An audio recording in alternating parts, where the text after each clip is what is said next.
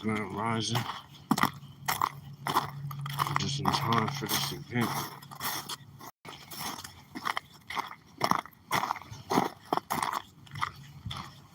It's icy as hell out here. So I'm out here in Northeast Park Hill, where I live and have lived for the past 5 years. And previous to that, lived here in the 90s when I was a small child. From the age of 3 to the age of 9, the age of 10, 8, 9, or 10. So combined, a total of 12 years. I've lived in this district. I lived in this neighborhood. And I did this Blacc Roundtable event. You might remember these people from the last election cycle that was trying to fearmonger us and browbeat us and voting blue no matter who. We just gotta vote for Kamala, all of that crap. So they're doing a little Black History Month event. So I'm on my way to it right now. So you'll get to see what I see every time I come to these ridiculous events. Because all it is a bunch of house Negroes talking down to the community, telling us what we should be doing, and talking to us like we're children. Because that was my last experience with these people back in October of last year. They talked to us like we were children. They talked down to us.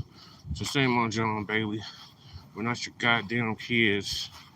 And y'all do not have the best interests of our community at heart. Especially if y'all want to keep voting blue no matter who.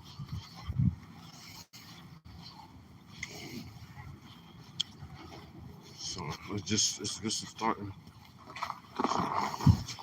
Let's see what the hell they're talking about today.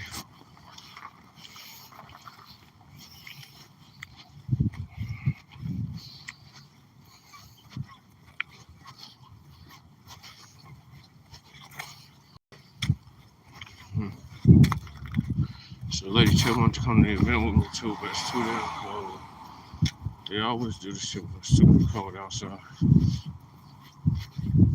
Look like they shoveled though, that's good. So if she wants to come later, she can. This is an all-day event. It's gonna go from 9 a.m. Mountain Standard all the way to 6 p.m. So after I leave here, I go back to Lady Chase and get ready for Frontline Black and Lewis.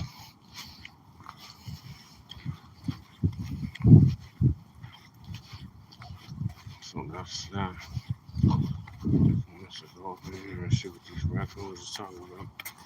They probably still licking their wounds. Kamala losing. Even though she won the state of Colorado, she still lost the election. And I'm still smoking on my Camel and pack.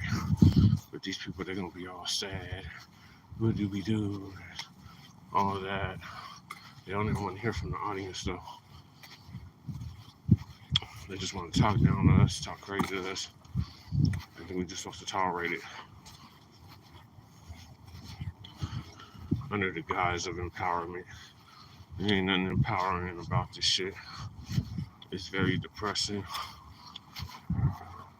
especially when you have the community's best interest in mind, and they'll rather support a white bride because she's a Democrat. And that's the only reason why they support her. We find they see every week, every month, they refuse to support. So this Misleadership class, African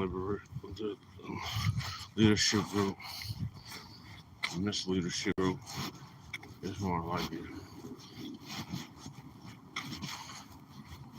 Let's see what these raccoons is up to today. Let's see, Diggins is here. Gotta chop it over Diggins. So they got Black History hats for $25, 2 for $40. Hey, what up, Diggins? What's up? All right? Hanging in there? Yeah. What's the word? Man, people was dying in the jail. What's going on? I just seen something in Patch. that somebody just died in the gym. That was Jefferson County. Denver. Oh, you talking about last week? Mm-hmm. Oh, yeah, you know, people are sometimes sick too, brother. Yeah. So it ain't like we killing people. Yeah. There's some real people with some serious Mhm. medical conditions too. Uh-huh. Yes. All right, Eric. Hello. Good morning. Hey, good morning. How are you today? Good. That's today's program. Okay. Here, note the 2025 priorities. Okay. Thank you. Coffee and Is there tea a over sign there. up sheet or anything There's like no that? signage. Okay. There's some MLK house.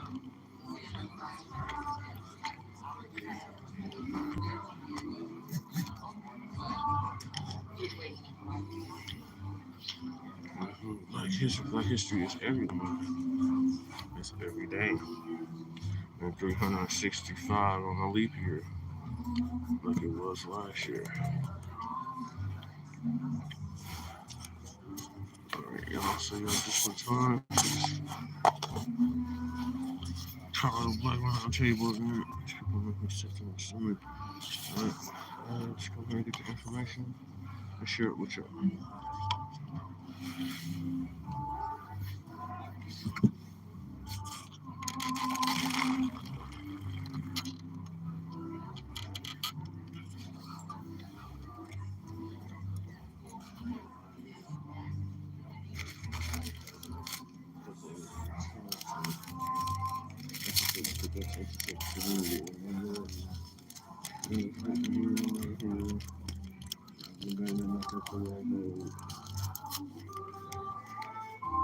Symbolism, making tangible. You should be learning something tangible for your own.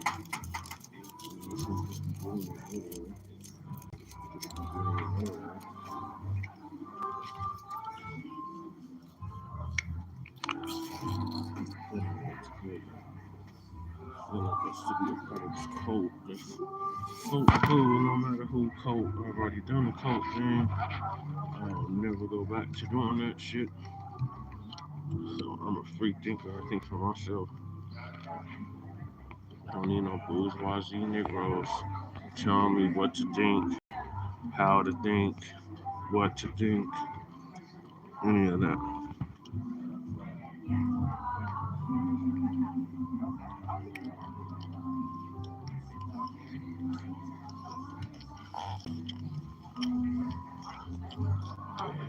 Dead ass suit on.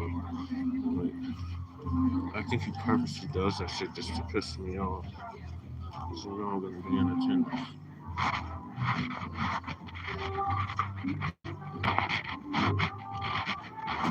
There's our new DA. How you doing, bro?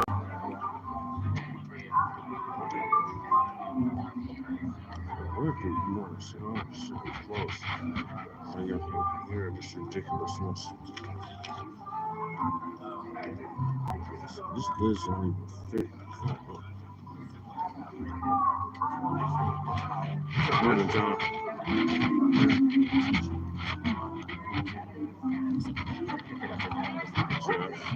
Are you alright? Right from the central.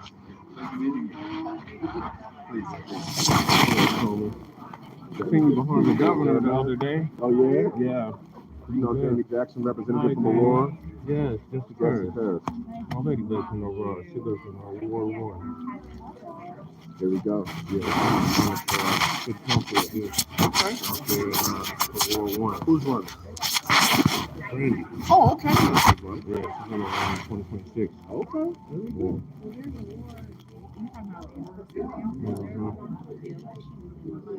Yeah. So 2026. It's 2025? For Ward 1?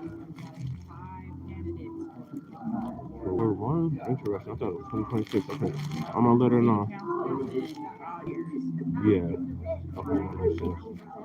So the wards are this year, and then when is the at-large again? Or is there at-large this year too? Okay.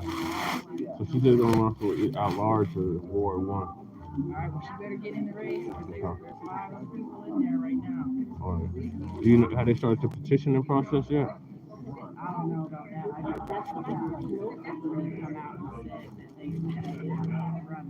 Okay, so they have openly declared. Okay. All right. I'll let her know. Thank you, Tammy. Yeah. Nice meeting you. I'm sitting here if you want. Hey, how you doing? Oh, it's Councilman Watson. Hey, what's going on, man? How you doing, Jess? All right, Watson, how are you? Good.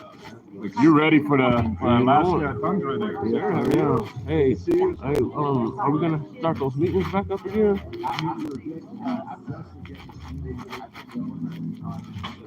Yes. Okay. How are you, by the way? I'm all right. Just looking forward to meeting up with the community again. It is. I'm looking forward to a little warmer weather. Yeah. It's supposed to warm up. You know, it's February. It's supposed to be cold. And you know, we get all 5 4 temperatures one day.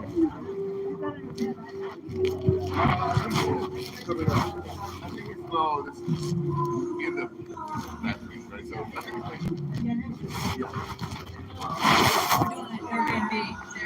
Airbnb Academy, teach people how they can join, how they can do it. You know, 'cause there's a lot of money rolling around. yeah, people don't know. They just think, hey, I just have an option to rent my home, but you're renting your basement, renting, your couch, sharing space. People think it's too complicated, but it isn't. There's some steps you have to do once you learn it. You know Jason St. Julian? He's over there at Airbnb. Good morning, people. We're gonna get started. Oh, here we go. Grab a seat. I appreciate it.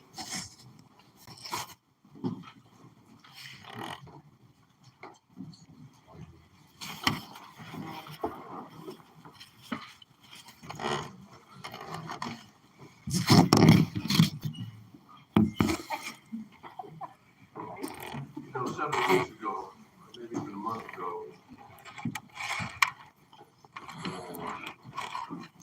7 o'clock in the morning, got a call from James Coleman. He said, Coach, with everything that's going on in the country now, it's a good idea we just try to bring our community together and hear what some of our community leaders are saying about what's going on in the country. And so this morning, the reason that we're here is to meet and listen to Black community leaders. To hear information on what's going on in the state of Colorado and the nation. To your comments and remarks on issues impacting our community. Talk about what role our Black community organizations and our Black elected officials can play. We'll also hear from the Colorado Attorney General, get an update from the staff, researchers, and commissioners for justice for Black Coloradans. Have a discussion with the young Black leaders, as well as a thoughtful discussion on why we need to bridge our communities and our communication as Africans in America. I thought the theme of a sense of where we are was an appropriate one, because so much is going on in the country, and so many of us don't have a clue for what's next, or even what's now. And so a sense of where we are, a seat at the table, is an opportunity for leadership to talk about, and citizens, to talk about what is going on with them and what's impacting them, but not to be preoccupied with the impact. Focus in on what is our role in the midst of all this chaos, confusion, and contradiction. You got a handout when you came in, which was your agenda, as well as CBRG 2025 Project Black Community Now.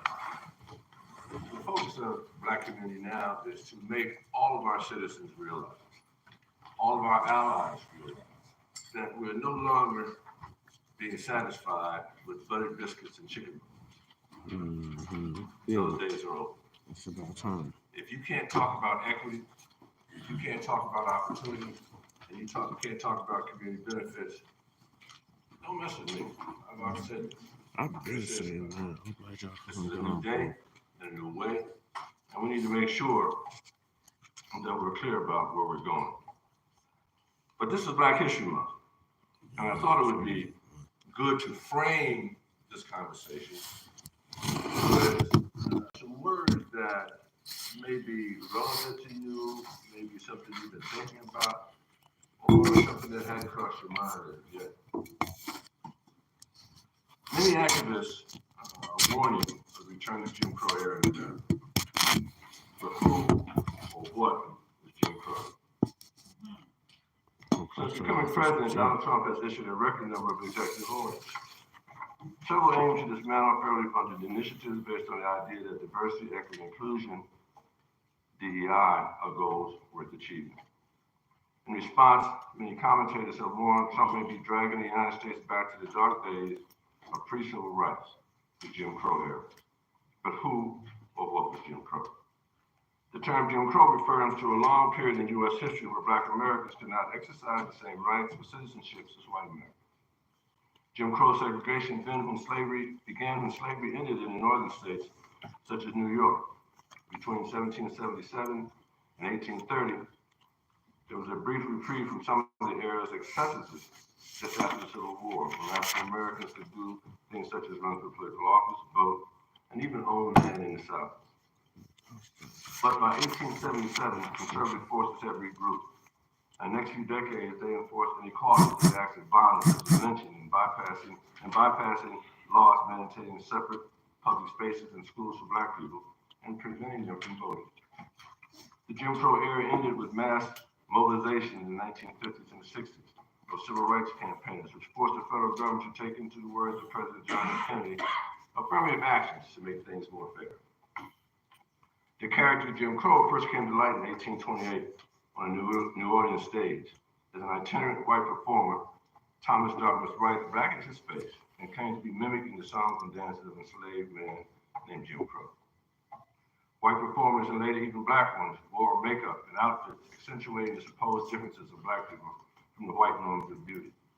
They performed songs, skits, and sometimes excerpts of other well-known stage plays, all designed to malign Black people.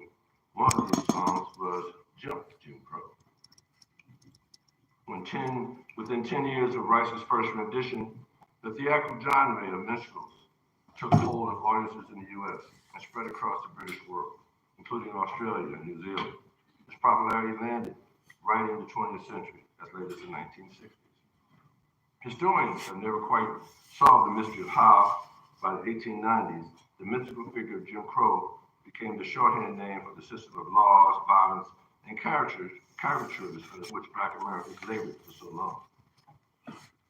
But by its naming as such, the shorthand implied the system was required in order to keep an inferior group of people, illustrated by the dissolute and comical characters of Jim Crow in check. The name stuck. The name also traveled to Australia. Several indigenous men were named Jim Crow. An indigenous woman named Topsy, after another caricature figure in the wildly popular American novel and stage show Harriet Beecher Stowe's Uncle Tom's Cabin.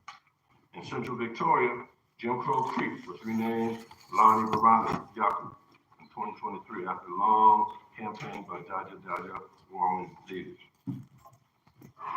Why separate people by race? The Jim Crow era emerged after slavery ended because wealthy white people wanted to maintain a cheap labor force. Simple. They wanted cheap labor. They justified the system by claiming the aim of keeping white and Black people apart was to maintain racial purity. The very word miscegenation emerged in 1864, just a year before the end of slavery in the U.S. This rhetoric also helped make segregation appealing to poor whites because it enabled them to feel superior to non-white people. While segregation is now often imagined to have been total, in fact, white and Black Americans continue to inhabit many of the same spaces. White and Black agricultural workers often tilled the same fields, while African American women worked throughout these decades as maids, cooks, in white people's homes, a very intimate role. The system of unequal opportunities, Jim Crow, was maintained in three main ways. First was violence. More than 4,000 African Americans were killed in the ritual known as lynching between 1877 and 1950. Untold numbers suffered other forms of violence and lived constantly with the fear that they might be its next victim. Secondly, local and state governments passed laws and ordinances to control African Americans.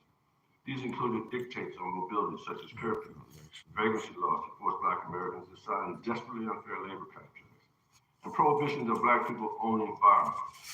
Later, these laws were expanded to prevent Black men and later women from running for office, voting, or sitting on juries. And the laws mandated separate public spaces, such as in train, travel, or in theater, as well as in separate education facilities.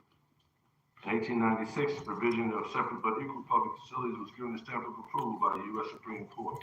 The decision was only overturned in 1954.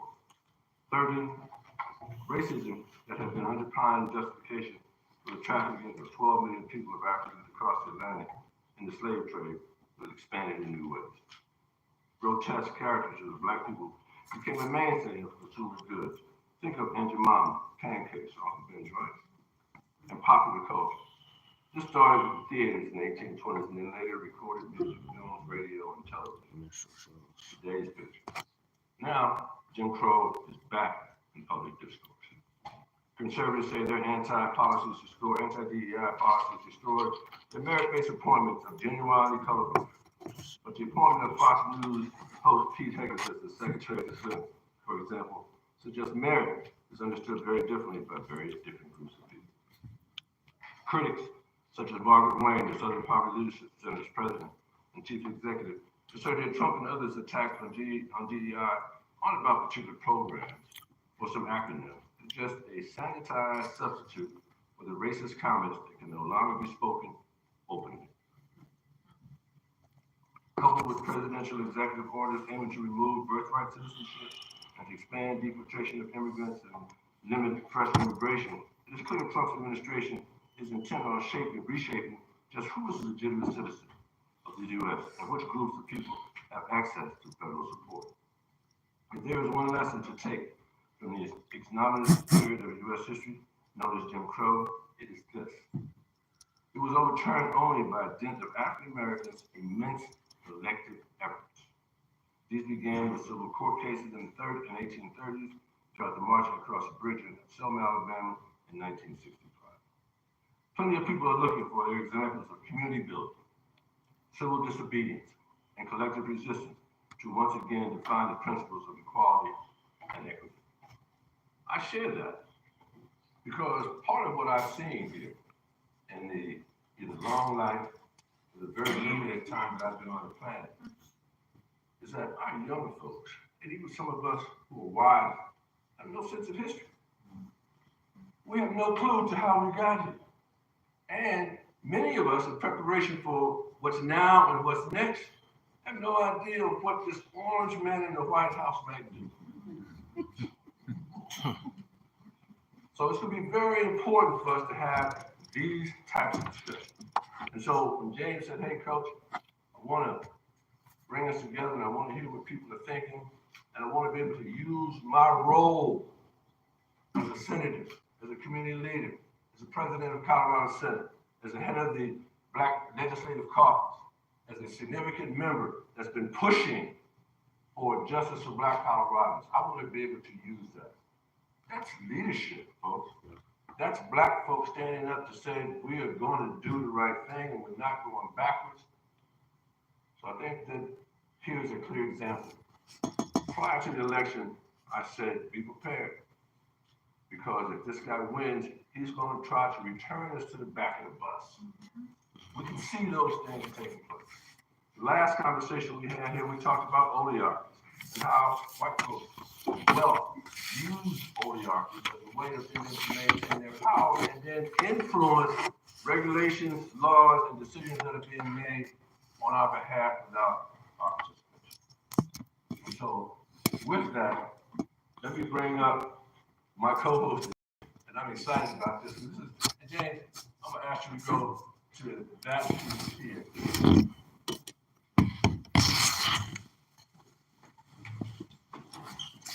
And right after comments from our state senator, we have a small presentation we want to make to the Colorado Latino Congress.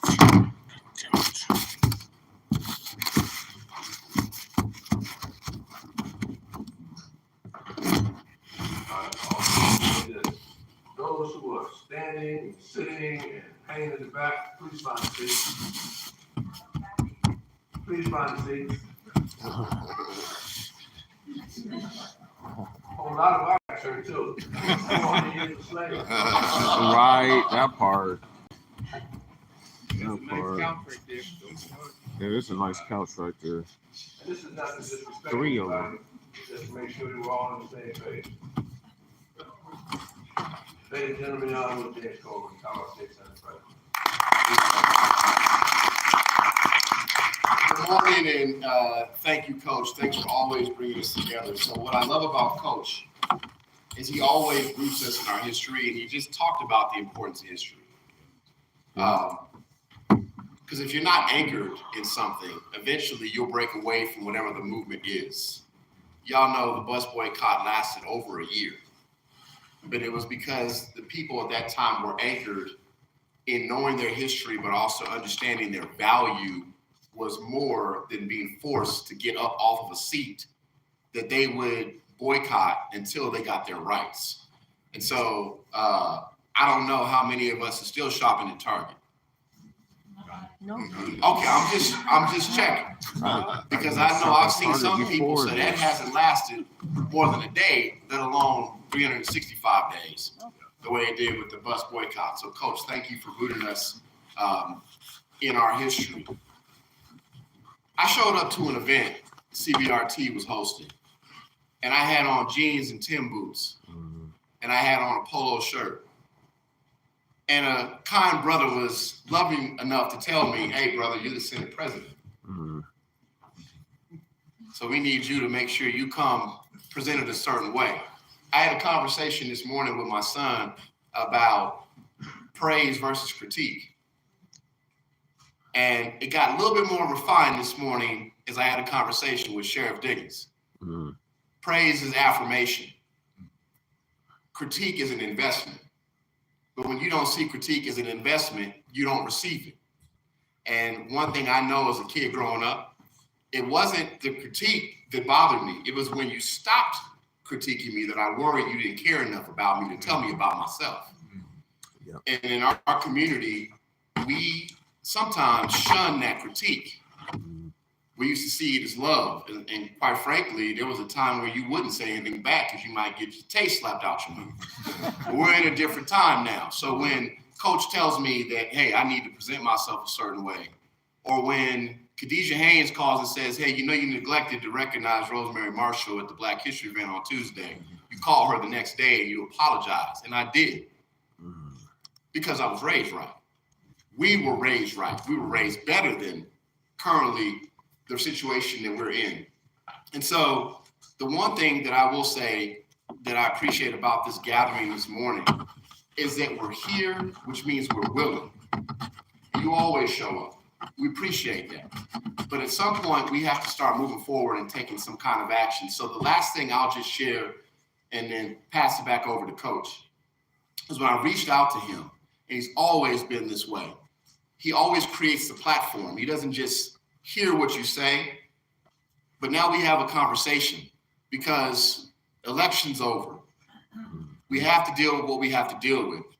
In the last conversation, we said we can control what we can control. So what is that? And so for me, it looks like working with Representative Jamie Jackson, and I know that Coach is going to recognize folks, but it looks like working with Representative Jamie Jackson. It looks like working with City Councilman Darrell Watson. It looks like working with our DA, John Walsh, and any other elected officials that may want to plug in and get involved and engaged in the work. And so for me, I asked Coach to let this be a movement towards something. And in short order, September 24th through the 28th, write that down. Don't just hear me say it.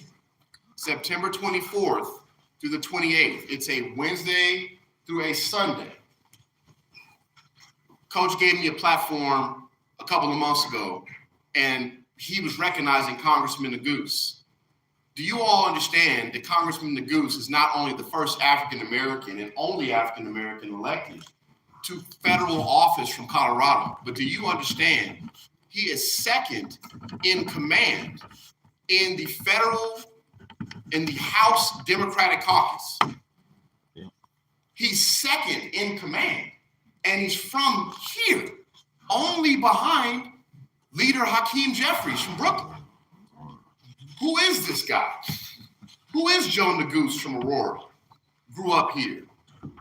Went on to be the director of Department of Regulatory Agencies, ran for CU at-large regent position, won that position, and then went on to run for Congress. But who is this guy? When I went to DC, there was an event for California, an event for Ohio, an event for New York. But there was no delegation for Congressman, Assistant Minority Leader Joe Neguse. And so part of this is great kickoff on Tuesday with our Black History Month event.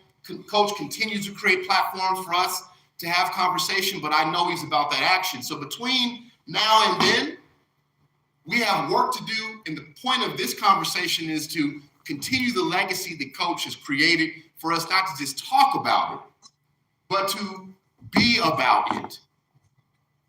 And then we would love everybody to join us on that delegation to DC, September 24th and 28th, so that we can actually have a delegation, put Colorado back on the map. Because Colorado was on the map because of them elections. Everybody's trying to figure out how our state turned out differently than other states, including California, who we always get compared to. But they aligned with the the guy that's in the federal administration right now, more than we did. So we're already on the map, but we have to take advantage and take hold of that momentum and build off of that. Thank you, Coach, for allowing me to share.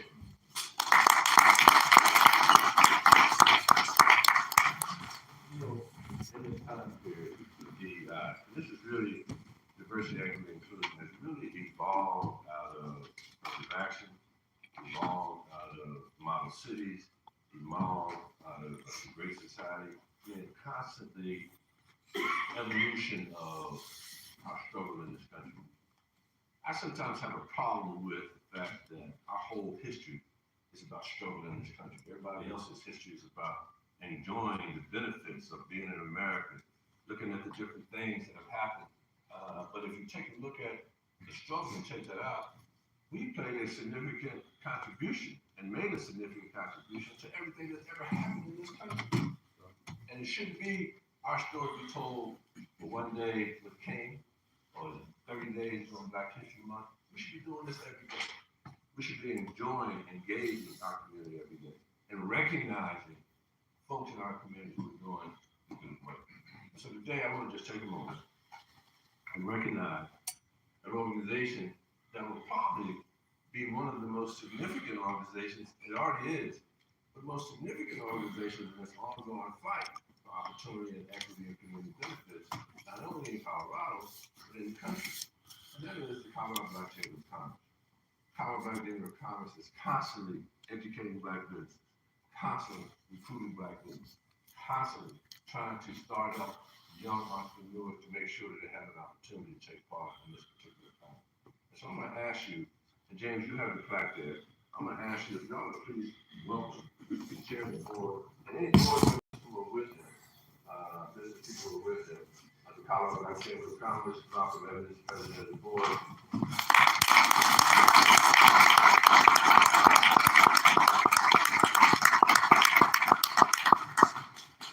Malcolm, you want to take a minute to say a few words? Sure. Hold that back up a little bit longer. Hold that back up a little bit longer. All right.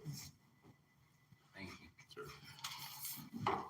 Thank you, John. I really appreciate this recognition and our partnership over the years is truly vital and never been more important than it is today. You know, at the Colorado Black Chamber of Commerce, we just had a board meeting on Thursday. We talked a little bit about, okay, what are we going to do as an organization to push back against, you know, some of what we see here that's anti-DEI, right? And we're forming an ad hoc committee at this point to reach out to the Black community. A lot of you remember the Green Book, heard of the Green Book, right? Yes. Some of you might have heard of called the last little Black book. So we, as a Black advocacy organization need to push it out with membership recruitment. I think we're gonna have to look inward a lot to push back against this.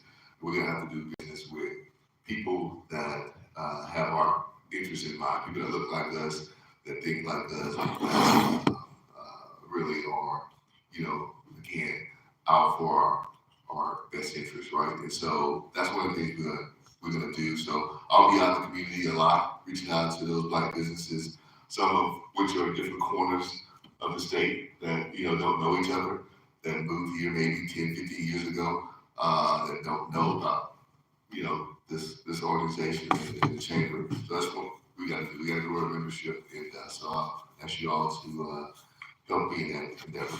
Thank you, John.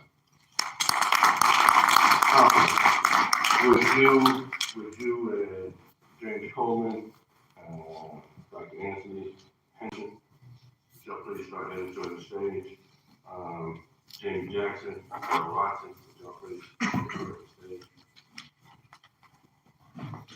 Sarita. Let's try to start in the center of work.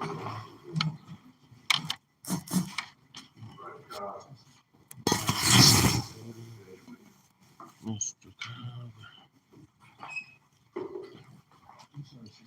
There's Mr. Cobb.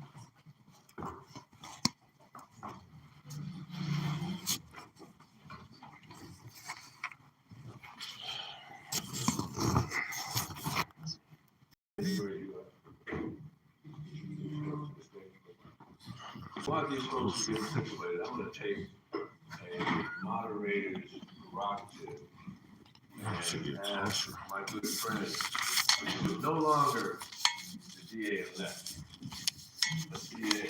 Yeah.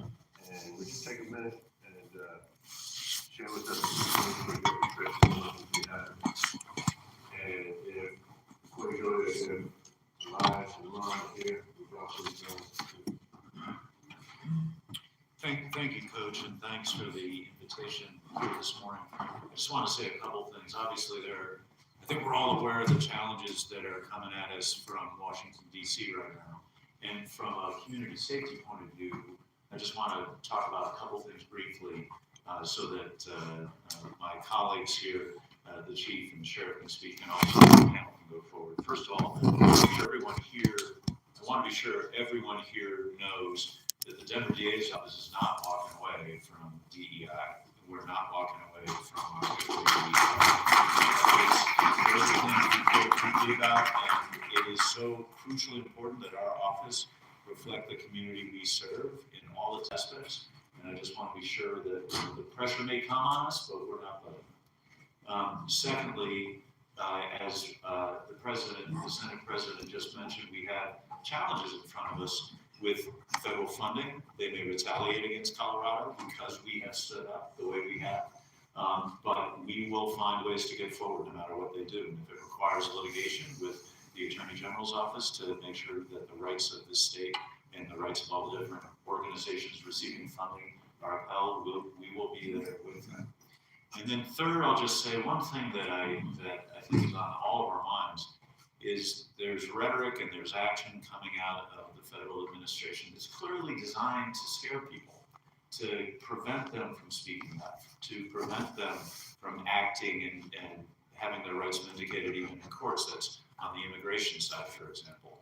And I want to be sure that you all know as well that in the DA's office, we will work hard around the clock to make sure that the victims of crime, who may not be here with proper documentation, still know that they can report the crimes they've suffered and that we will work to vindicate their rights, because we cannot have a society, sometimes we worry about people in DC being above the law. It's so important that we not have a group of people, any group of people, who's below the protection of the law. Everyone needs to be protected, and that's the commitment I make to you all. And with that, Coach, I'll turn it back over to you. Thank you for the opportunity. Thank you all for being here. And I look forward to continuing. Just understand that we have not always been happy with law enforcement. And we're not happy today. But we are inspired by your presence and your leadership. We are inspired by two of my guys, being the chief of police and the sheriff in our town. So there's still hope. There's still hope that we can get through this time period and come out the other side, because as all of us knows, we can be social, we can be celebrative, but this is about politics. Whatever change that will take place will be political, and you have to understand that politics is the only game in town now, and you have to step up, and you have to stand up, and if you don't, you cannot complain. Simple as that. So thank you. Thank you, Coach.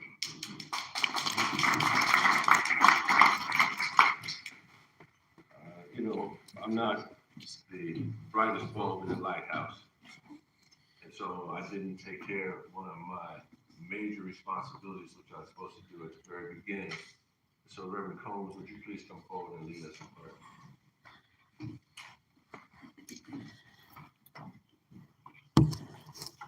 Because we're going to need plenty of prayer.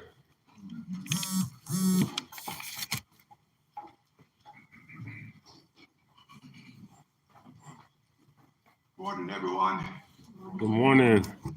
This is the day the Lord hath made, and I will rejoice and be glad in it. For those of you who may not be aware of where I am from, it is Louisiana. Louisiana is the prison capital of the world today. There are more us's in prison in Louisiana than any place on the face of the planet. I've been telling my church for many years, been pastoring 45 years. Had I stayed there in Louisiana, I would have been dead or in prison.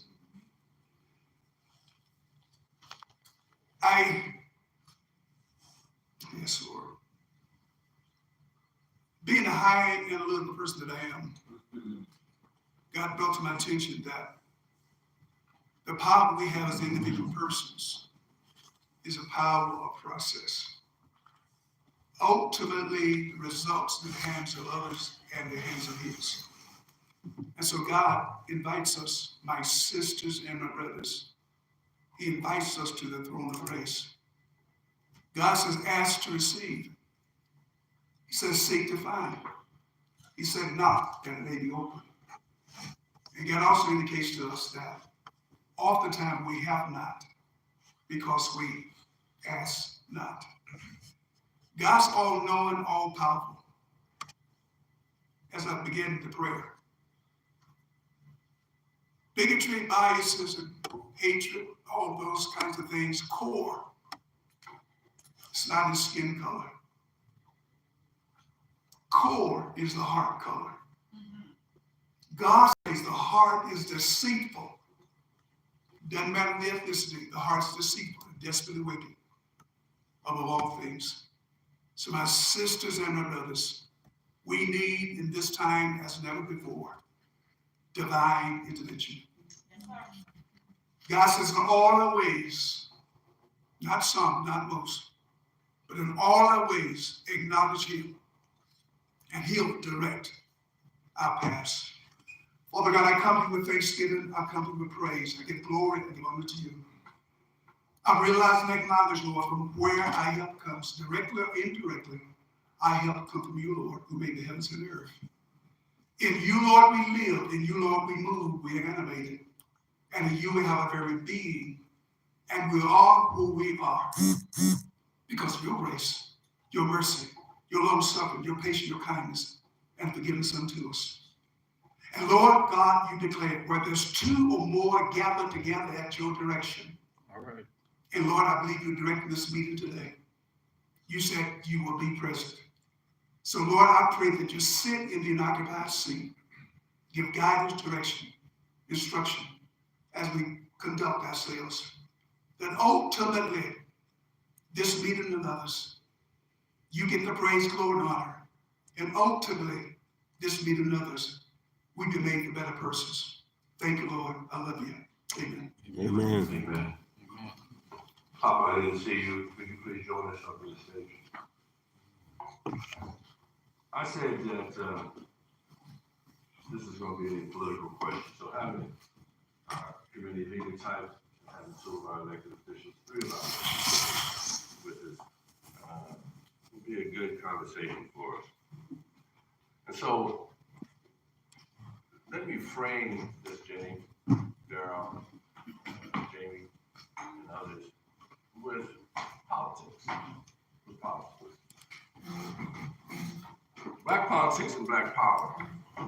African Americans' ability to engage, educate, mobilize our community and constituents to influence public policy, demand accountability from government officials, participate in American political discourse, and offer alternatives to the status quo. Fundamental Black political questions and a guide for Black community engagement. Ability to mobilize. Are we organized? Can we mobilize? Influence public policy. How do we do that? Who does that? Is it Black elected officials? Is it Black community? Is it party? Is it advocates and activists? Demand accountability from government officials. How do we do that? Who does that? Participate in American Colorado political discourse.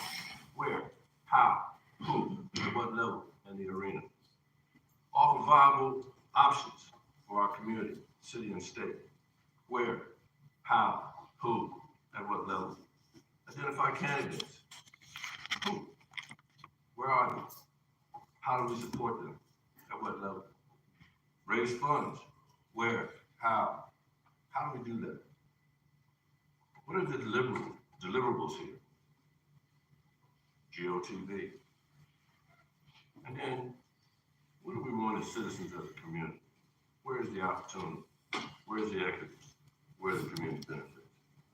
I say that because if we don't start to think differently about how we engage the world and how we look at the world and stop being preoccupied with how the world looks at us, then we're going to stay in the same place. So, Senator Coleman, I ask you, give us your perspective on where you see us at. You sat in, you've been elected only a few months now, but you've been in hundreds of meetings, talking to thousands of people about what's going on in our state. How do you see what's going on nationally and in our state impacting our community, and what roles do you think Black community organizations? Thank you, Coach, for the question. So I'll answer that question in two parts. First, just because we've had a Black president don't mean we made it. Power is both, in our case, as Black community, economic and civic. And it always comes back to what we can afford to do or not to do. Can you afford to run for office? Can you afford to win? Can you afford to serve? Can you afford to sustain in that position? Or eventually will you get burned out? But I can tell you that when you get there, in my case, you have access to $38 billion. So we talk about the importance of civic engagement. In this case, it's also about having access to economic power. That's the challenge, I think, for a lot of us, because to answer the second part of your question, Coach, if we're not at the table, we're on the menu. If we're not in the room, decisions are being made for us without us. So we have to see the value of being in elected office, and not just being elected, but being a chief of staff, being a lobbyist, being a campaign manager, being a staffer, being involved in that world that a lot of us don't know about because we didn't grow up to understand the importance. And then the last piece, Coach, in closing, is economic. There's this thing called Amendment 41.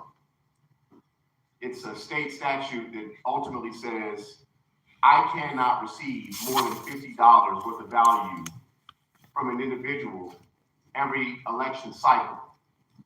So a lot of us get in these positions and people see us as rubber chicken lunches and dinners and think that we've fallen out of control, but they don't know we only make $42,000 a year.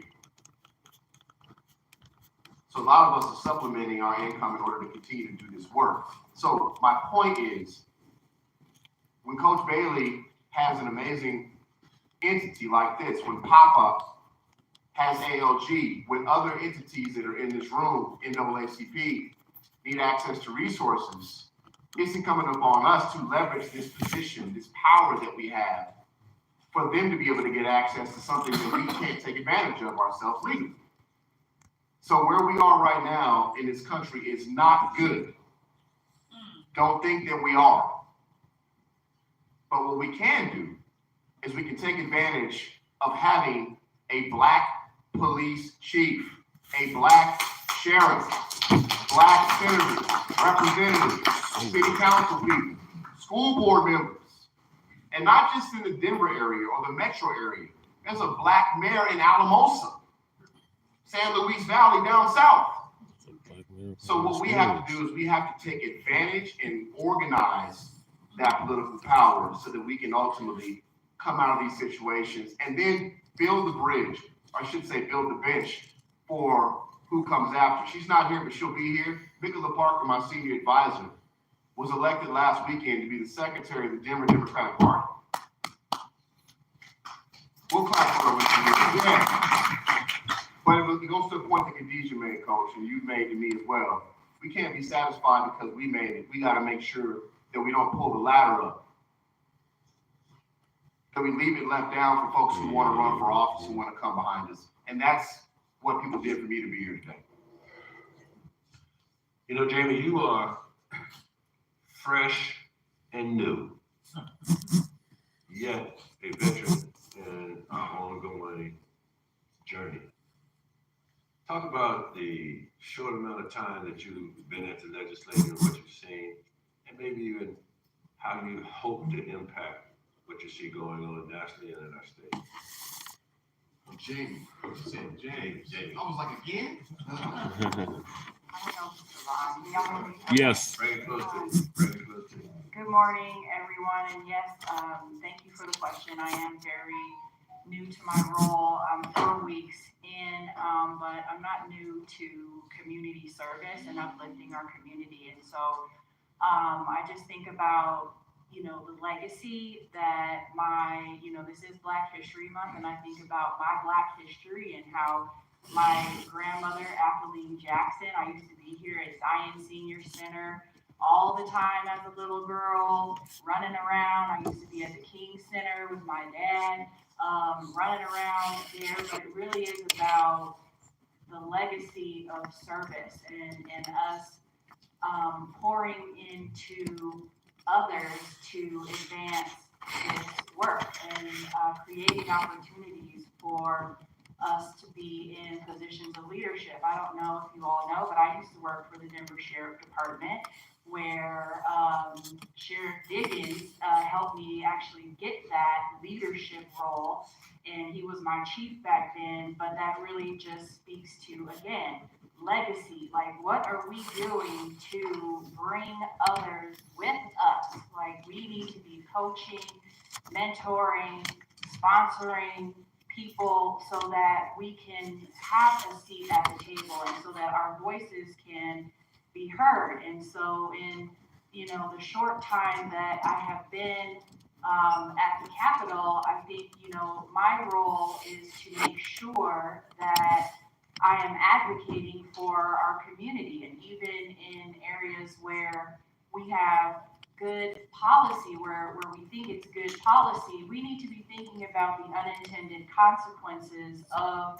that policy and how it will impact our community. And so that is something that I actually had to wrestle with this week in not voting for one of two of my colleagues' bills. I think the intentions of that bill were great, but there were unintended consequences for our community. And so I ended up voting no on it, and it died in committee.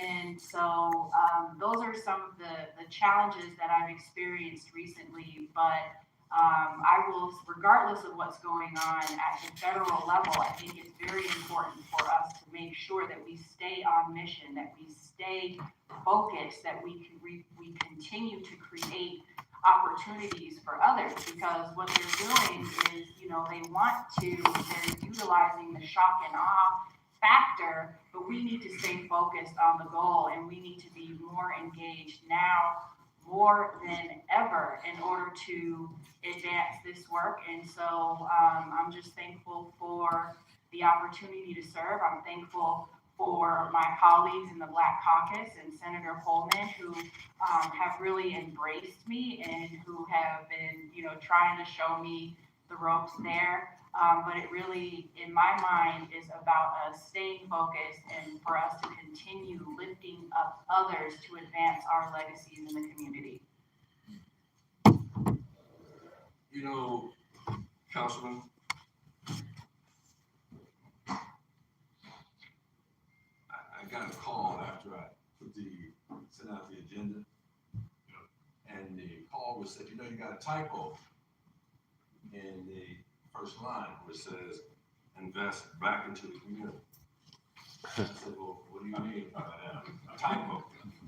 Yeah, that's what they said. And I got it from several people. I said, well, don't assume that it's a typo. Right.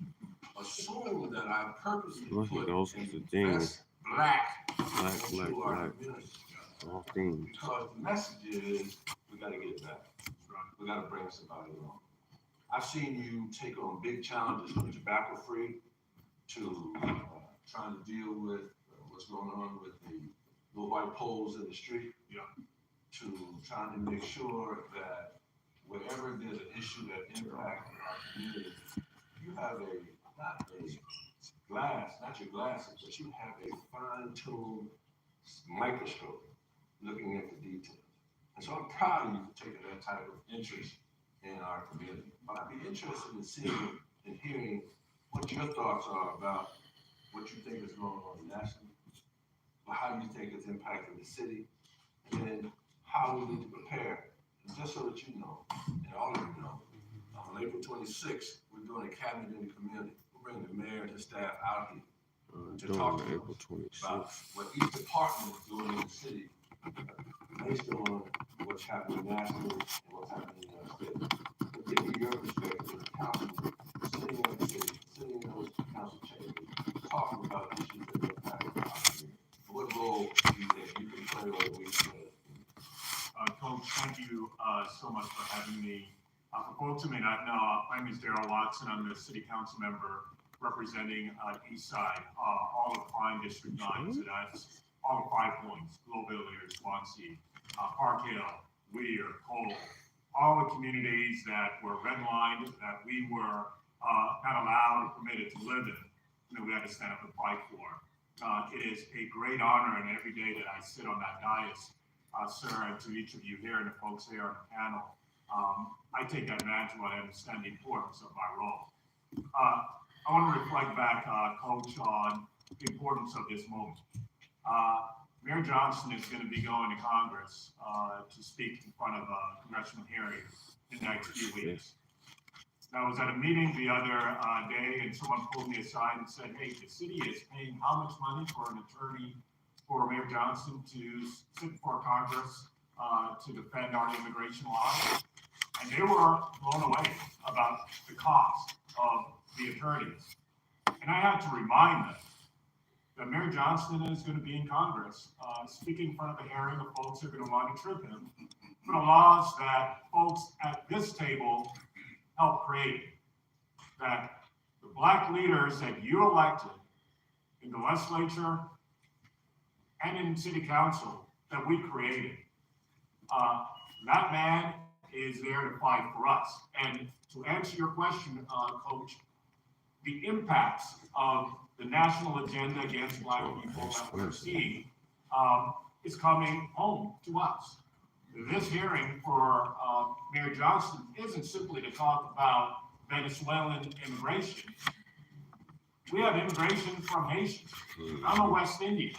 We have Africans.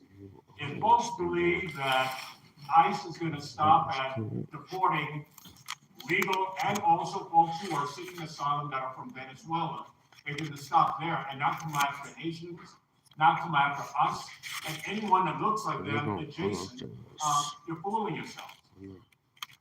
Coach Bailey talked about Jim Crow and Reconstruction. Reconstruction lasted for a second. We had, I think, upwards of 10, 14 folks elected to Congress that were Black folks from the South.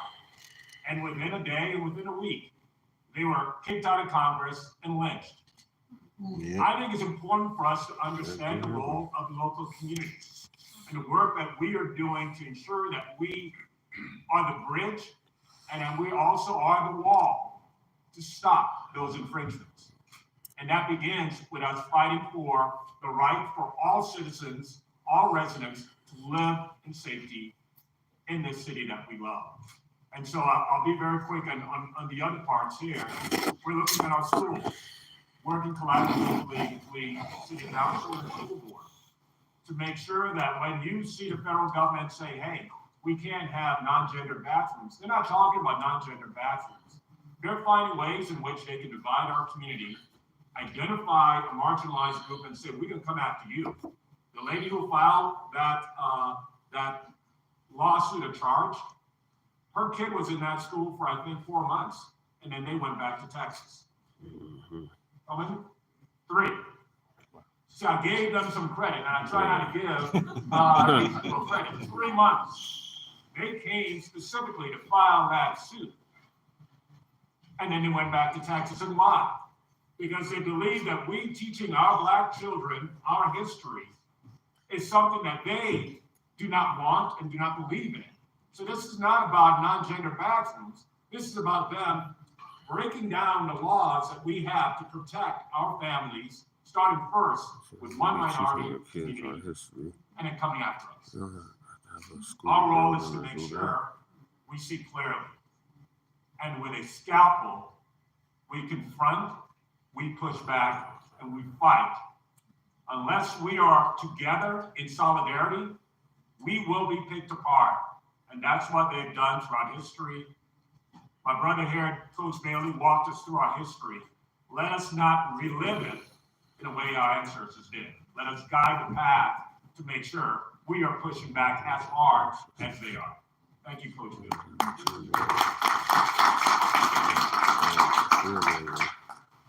You know, Dr. Tony, Dr. Henderson, another newbie, not to the struggle, but in leadership.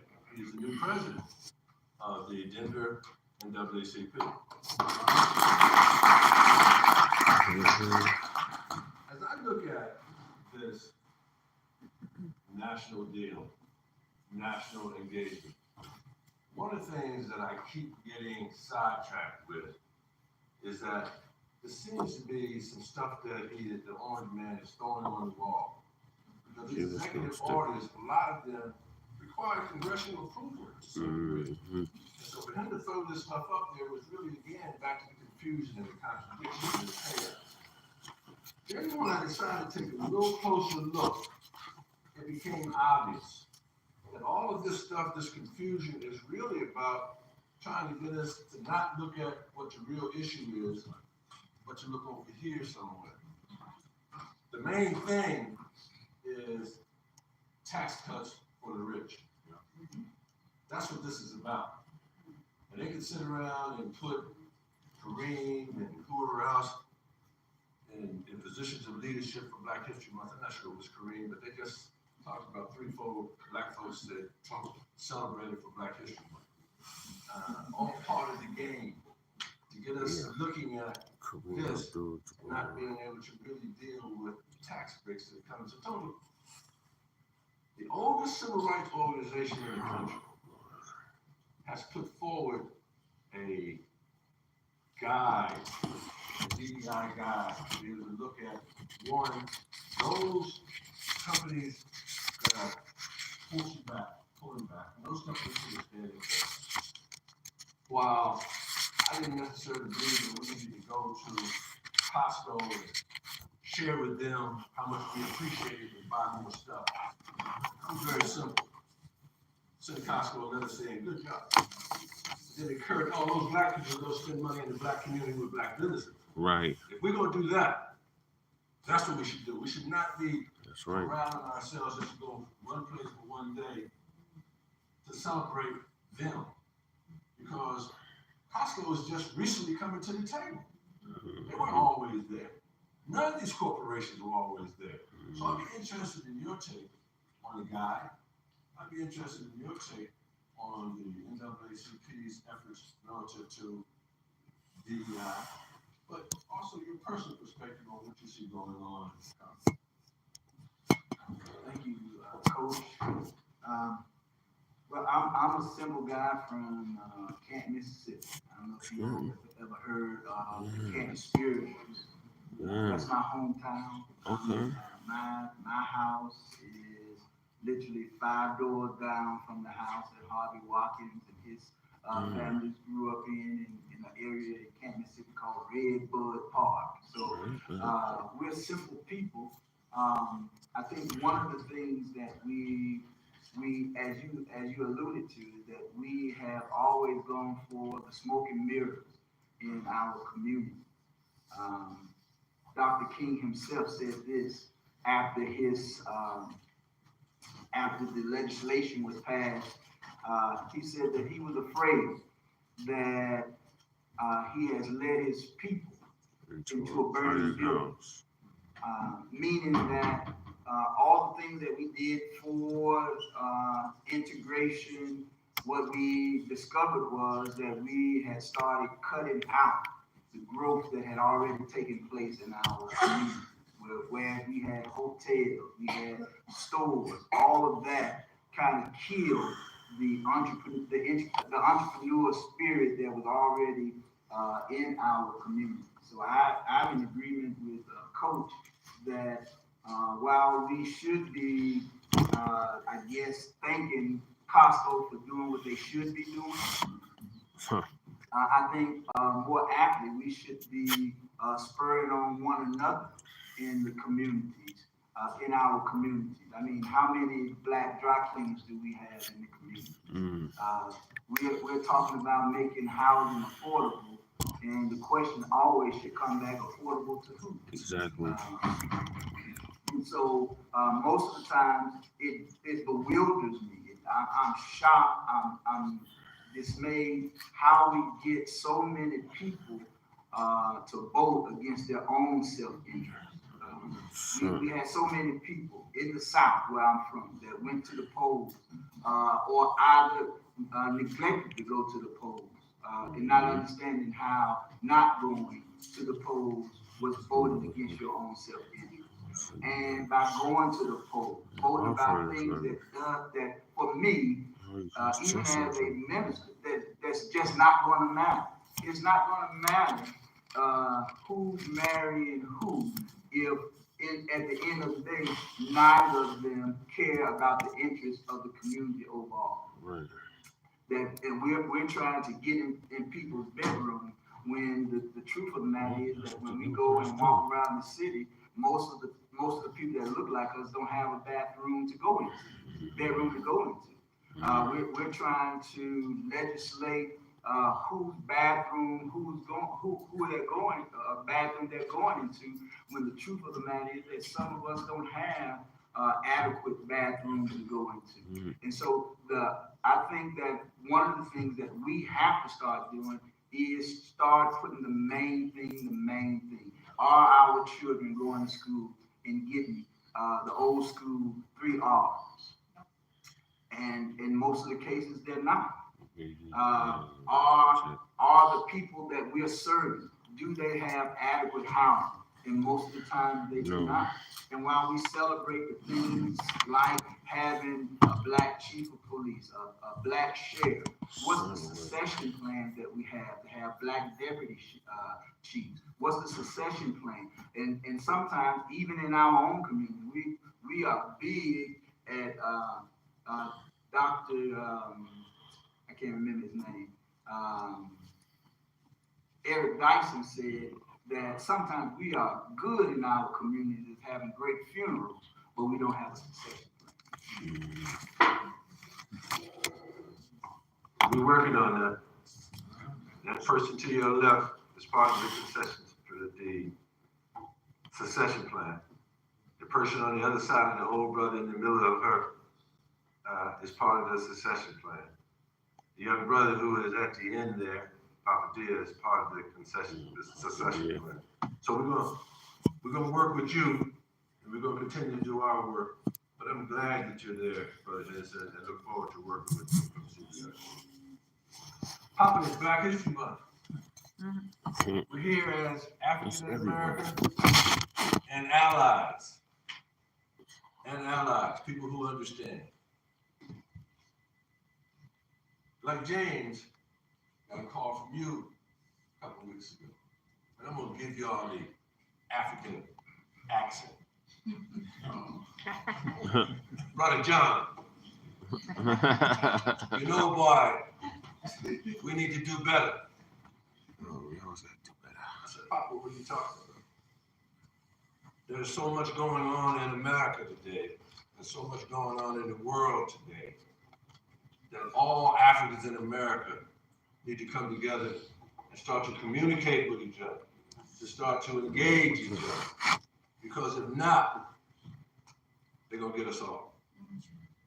So Papa, what's your take, not only on this meeting and why it's important, but what's your take on what you see going on in the country and why it's important for the Africans in America who came here 1619, and the Africans in America who came here 2 weeks ago, 2 months ago, 2 years ago, 3 years ago, who are having the same problem because of the color of our skin? So now I'm going to start calling you Coach. I'm calling you John, and I realize that's a mistake. So thank you, Coach, for having me. No problem, brother. So, I'm filled with a lot of emotion sitting here. So there's a lot I want to say, but I'm going to summarize it in few words. What I want to start with is saying, as African immigrants, we are who we are today in this nation, thanks to the Black community.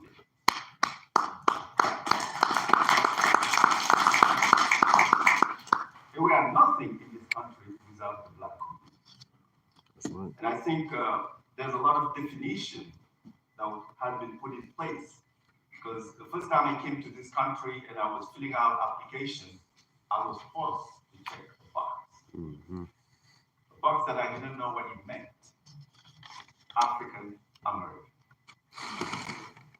Even until now, struggle with it. Yep. All I know is I'm an African, I'm Black, and I'm proud. Yeah. So I think there's a lot of education that need to go into both sides. I'm going to talk about my side of it, because as an African immigrant, we've never been oppressed. We've been colonized and forced to assimilate like the colonies. So speak French, dress like the European. So we have no idea how it feels to be oppressed, how not to have access to education. So we came to this nation without knowing everything that the Black community went through. We don't know. Because they taught us the colonial way of doing things. So I'm saying this to say there's a lot of misconception on both communities. And that's another conversation we'll have. But just to say, on behalf of the entire African immigrant community, we are grateful for the pioneers from the Black community, everything that they've done, because I'm sitting at this table thanks to everything that's been done. Now, Councilman Watson talked about it. We are being picked apart, we are being separated, we are being put against each other. That's the fact. Everybody talked about the Venezuelans. A couple of weeks ago, with the ICE raid, we have 4 African immigrants that were picked up and still in jail now. Nobody talks about it. No criminal, just seeking asylum. What do we do about it? There's a lot of things that happen in the Black community. We Africans, we're not involved. There's a lot of things that happen in the African immigrant community. The Black community is not involved. Not because we don't want to, because we just don't know about it. So I'm so grateful to some Africans being elected officials, and thanks to the president of the Aurora Public School Board of Directors here, Dr. N. Kiki. Thanks to Representative Riggs. So let's congratulate and that's one thing that Senator Coleman mentioned. If you're not at the table, we are on the table. What are we doing? And start with Coach, start with me, start with all of us, to create more places like this where we can come together and learn from each other. We Africans, we have a lot to learn from you, because it dawned to me that when I ask my kids, how do they identify themselves? They are proud African American. And I'm still here claiming African immigrant, my own household, with the same people, you know. Thank you. I told Papa I didn't really like the African immigrant term, because everybody in this country is an immigrant. No, everybody is not an immigrant. Including the orange man's people. We were brought here against our will. So the term I use, which is a Dr. Bailey term, is Africans in America. That's what we found ourselves, regardless of where we came. And so, thank you for the comments. You know, Selena, you have been with Mayor Hancock. This is a blatant lie, yo. We are not immigrants. Was elected officials. I think you, James mentioned, I think you were at the Black Caucus activity here in past September. And, you know, October London has a song called She Keeps Calling Me. Well, but that's kind of a romantic thing. But she keeps calling. And she keeps calling because she has information. She has questions. She wants to serve. She wants to help. And so, having said that, just what are you seeing? Because oftentimes, James, we leave and come back, and we don't talk about what we saw. What have you seen? What's the national climate from a Black woman's perspective that you've seen that you might need to share with your home folks? Well, thank you, John. And I do call frequently because I want to make certain that he knows what's happening. I want to hear from him and others. But as an African-American mother, as an African-American grandmother, as an African-American female, business owner, sister, community member, I'm very, very concerned. And then I'm encouraged because what I've heard here this morning, we're plugged in. Okay. And to that there's not thousands of people here, but the right people are here. The one thing I want us to do is just look around the room. The right people are here. And there's diversity in this room. And I also consider that all the folks that are in the rooms are leaders. And sometimes it's okay for all of our leaders just to be listening to each other and reinforcing what we know, what we feel, and what we are seeing. I'm very, very concerned. One of the conversations that I'm very, very concerned about and that I'm hearing all over from Atlanta to New York is, are we prepared to hold on to what we have? Are we prepared to defend our position? Are we preparing from our seniors to our youth? And what I'm concerned about is there's a gap. And I'm not going to disclose how old I am, but there's a gap because the folks that are James's age and Daryl's age, I'm encouraged, like I said, I'm encouraged today because they're informed. But some of us seniors are really worried. Are the younger folks prepared to hold on to what we have and to fight for what, for many times I think it might be the biggest fight since the Civil War in this country. And are we armed to do that? I'm sitting beside my chief, who I absolutely love. He's my son, he's my friend, and that's not the kind of fight I'm talking about where he might need to be worried. But I mean, arming our folks with the right information, our youth, so that they understand what's really happening.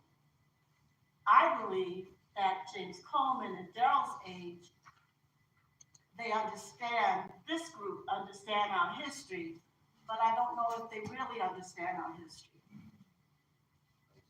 And what I mean by that is, Dr. Bailey knew our history. John, you know our history. I know the history. My mom, who passed away a couple of years ago, told us all the time what it was like riding in the back of the bus, working with Dr. King.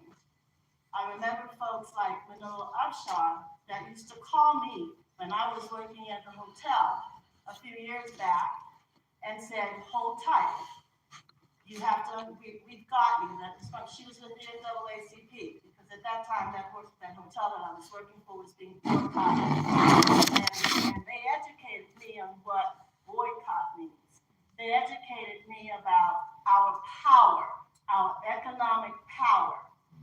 And I worry a little bit about the generation that perhaps didn't hear the stories, because for me as a mom, as a grandmother, I was busy working for my children to have a seat at the table as far as getting a better education. And I would tell them sometimes to be concerned, but that generation of folks, we talked about getting along. And there was then, and I know you're gonna cut me off, there was then this false sense when we elected President Obama that maybe the world was okay because we, as far as race and bigotry and hatred and getting along and equality, that maybe we were okay because we elected an African-American president. But now what I'm hearing in DC and New York and Atlanta, that might have started this new era where we're in some very dangerous times. Are we prepared? So I'm encouraged because we're talking about it. I'm encouraged that folks realize that we need to be together. No, I mean, we really need to work together. We need to walk the talk. We need to have the conversations. We need to talk to our children.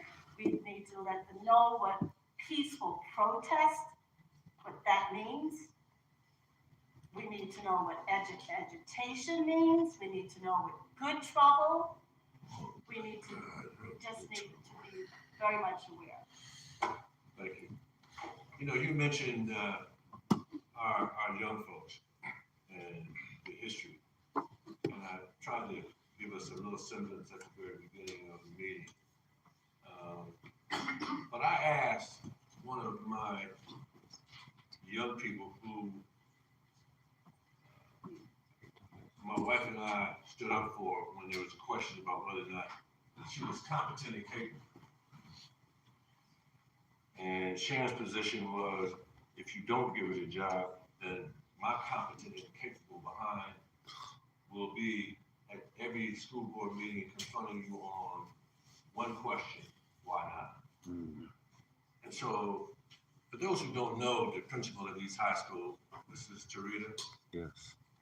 And Tarita is one of those outstanding educators who is also loving, but no nonsense. Do the right thing and I got you. Come in here and mess it up, I'm gonna get in your behind. And I'm gonna call your mama, and I'm gonna call your daddy. Well, a lot of times they don't call mom and daddy, they call the SRO to get you out of school. But when a principal or a teacher says that your mama knows you acting like this in school, that's a caring principle. Right. Because she's putting you on notice that if we get together, I'm gonna make the call. So sis, they are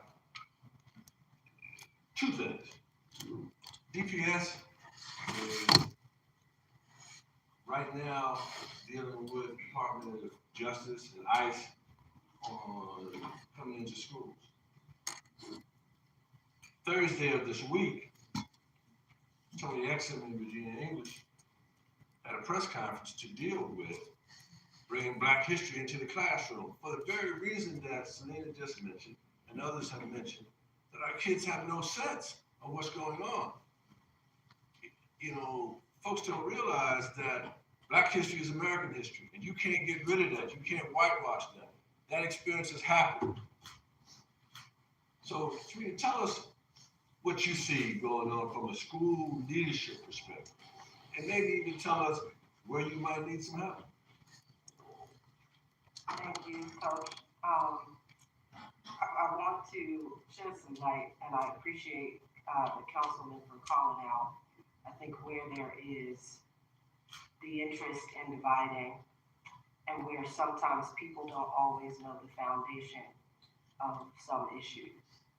I want to name that the initial concern and first complaint from the person who brought forward the complaint about the bathrooms was not about a bathroom. It was about a 9th grade requirement to teach history, ethnic history. And her first complaint, no surprise, to the only Black female principal of all comprehensive high schools in Denver, to move across the street from the largest comprehensive high school in Denver, which is, even with just under 400 Black students, still the most diverse comprehensive high school in Denver. People know what they are doing. And so the distractions, which I think people expect for us to lose sight, to lose momentum, to lose understanding, and to lose focus, the distraction did not work the first time. Because I would never allow someone who has zero grounding in our community, zero understanding of the importance of ethnic studies, zero understanding of the programs that Tamara, Roan, and Werga Utsi built for over 25 years in Denver Public Schools at East High School. That one complaint will not move us. And so you have to move on to something else. And it caught other people's attention, but it will not change the work that we intend to do. And so because of that, we are in just a week headed to LA so that we can increase the ethnic studies courses that we do have. And we are building on our African American studies class at the AP level, our college level coursework, because that is work that we will continue to do. That is work that I am committed to. And even with complaint, we will continue forward. And so as a school leader, I think it is spaces where kids become concerned. When I have a student who asked on February 14th, when the message that schools have 2 weeks to remove any program that is race-based. And again, a program started and brought to light by Tamara, Roan, and Werga Utsi, 2 Black women who were very few in their departments at East High School, a predominantly white school in the middle of Denver. Those programs, a kid to come and say, Ms. Walker, aren't you scared? Are you concerned? Are we not going to be able to have a Black Student Alliance anymore? Note, same person who's complaining and concerned about the bathrooms, also a complaint that you have a Black Student Alliance. Why don't you have a Black Student Alliance? Oh God, this people. And we don't. And we won't. And the Black Student Alliance will continue. Yes. So, we will continue to do the work, despite the interest for us to be distracted. We will continue, I will continue because I feel like I have a responsibility. When Dr. Bailey said, girl, you better get it together because we got your back, I have work to do. So when people ask me why I didn't quit and why I didn't leave and things got hard, I have work to do. And there are people in this space, I'm looking out and I see the Haynes sisters. John, every time I see Coach, they ask me, are you okay? They treat you okay? Dr. Sampson, who was there for me when I was a baby counselor in 2008, ran through to Denver, held me down, watched out for me when I was one of the very few Black school counselors. And you become the counselor for the Black kids when you show up to a school And she told me, hang tight, because that's okay, they need you. And so I will continue to be here because I know that the group of people who came together to make sure that I know what my responsibility is, they are counting on me, they are counting on us. I have a 15-year-old Black child who will be, I'm trying to force her to go to Spelman, but we're going to keep working on that. But I know. What about Graham? Yeah. That's our subject. But understanding the responsibility of the education that we provide our students is not lost on me, despite the fact that people want for us to be distracted. And the last thing I'll say is, I know you asked, are we prepared? And I feel like it is people, like the people in this room, it is Coach, it is the people who support me every day to continue to lead, even in times of challenge. It is the work that they are pouring into us that is allowing us and getting us prepared. It is the constant reminder that you have to lead. And so when I walked into the Colorado Association for School Executives, walked into that conference just last week, hundreds of people there, and I saw 5 Black faces. But the reminder that you have to lead and you have to be present continues to come from the people who want us to be prepared. And so I know my responsibility, and I'm now the president-elect of the Colorado Association of Secondary Schools. We have work to do. So our place and our space that we hold is important, so I will continue to do the work. I will continue to get prepared, prepare those who come behind us, because again, as you shared, we do a great job at doing the work in the moment, but do we have a succession plan? So I want to prepare the next Black principal of Denver East High School. We are doing that work.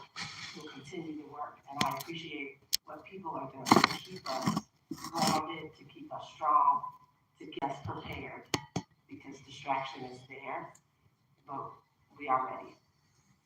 Thank you.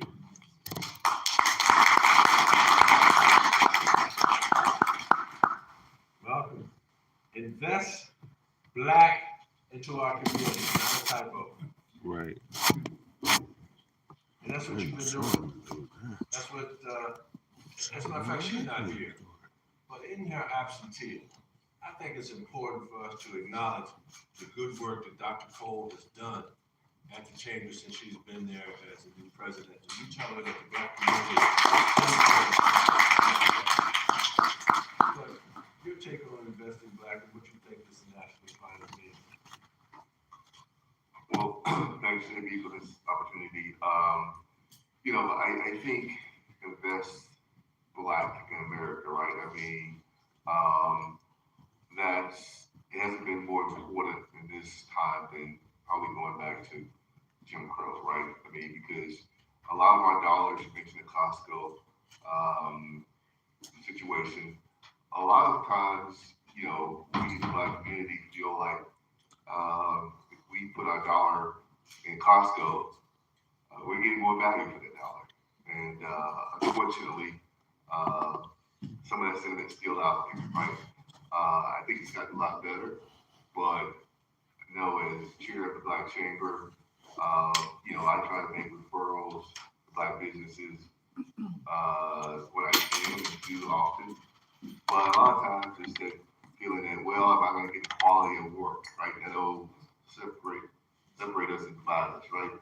And so it's incumbent on us to give that Black business the tools, investments that they need to be successful. So we're doing that. But I think, I'm also chair of Rocky Mountain Immigrant Advocacy Network, right? And so I see this push back against the Black and brown community as we're a couple peas in a pod, right? I mean, so what happened to the Black community during slavery, Jim Crow, I see some of that, not to that extent, obviously, but some of that's happening with our brown community now. I think Trump directed his people to pick up each ICE office, 20 ICE offices, to pick up 7,000 people a day to hit his numbers. To hit those numbers right now. He's struggling. So probably to your point, right? I mean, he's going to go after people that not only have been in this country just 2 years, but people that don't have papers, throw them in detention centers, right? So it's important that we realize that, and we collectively come together, find those people, as I said at the podium and receiving the award, find those people that have like interests that we have, and support them. You know, I'm not sure how many of y'all saw the paper this week. And for those who've been sending me articles of all kinds of different stuff, thank you. But there was an article particular of interest to me, Selena and Ron and Elias. And it was the no vote support for the fire chief. The fire department, 64% of the members of the fire department had no confidence in the fire chief. They have no confidence because he has found a way to go to meetings and be off and still get paid complimentary hours and support hours during the time that he was not there. But that's not the case here. We have unbelievable confidence in the mayor, in the chief of police and the fire chief, the chief of police and the sheriff. We have unbelievable support. But the reason we have unbelievable support, one, they grew up in this community. Two, they're trusted ones. Three, we trust them that they will do the right thing. And so, Ron and Elias, whichever goes first, talk to us about, one, what Darryl mentioned, the mayor going to Congress, standing up for the immigrant population relative to the brown community in particular.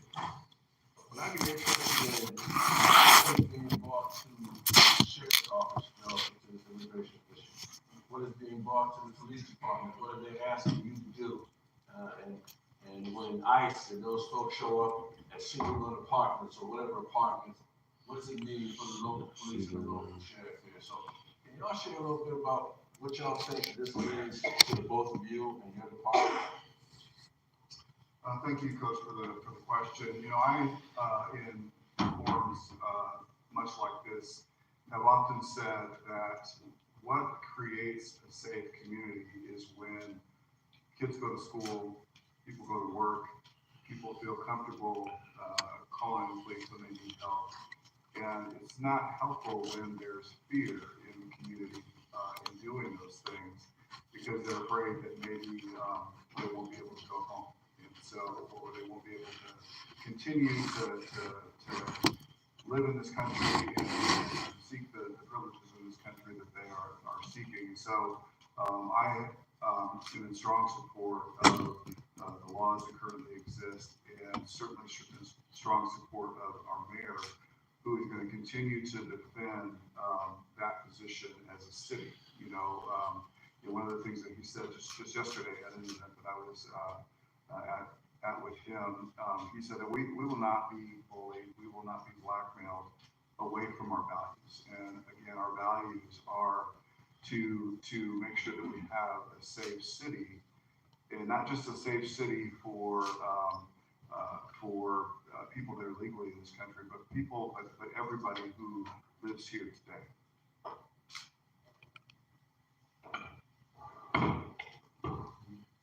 Thank you, Coach, for the opportunity to be here and telling off the comments the Chief made. The Mayor, the Chief, the Director of Safety, myself, and other people in his office have been talking every single day, Monday through Friday, every morning at 8 o'clock about this issue relative to ICE so that we can stay abreast and aware as a group about what's happening because it is real. The President and Tom Homan have set their sights on immigration. And in fact, I don't know if you all know, but yesterday morning, they fired the interim ICE director who had only been in place for a month because they felt that they haven't deported enough people.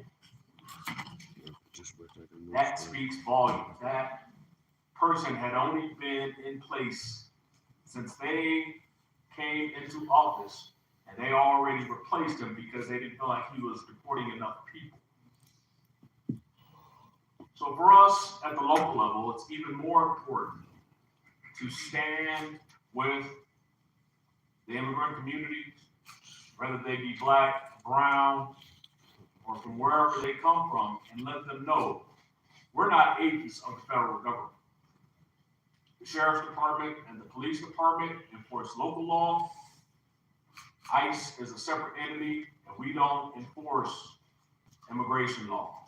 And in fact, I was on a call yesterday morning that the National Sheriff's Association that I belong to had with sheriffs from border to border and coast to coast across the United States. We're being asked to become a part of a program called 287G. It's a part of the Immigration and Naturalization Act, whereby sheriff's departments can open up their doors in their jails for ICE to hold people and get reimbursed for that by the federal government, because ICE doesn't have enough beds to hold the number of people that they want to put into custody. Yeah. And when I tell you that I heard people who asked, how soon can we get on this program? It was astounding, but not astounding at the same time.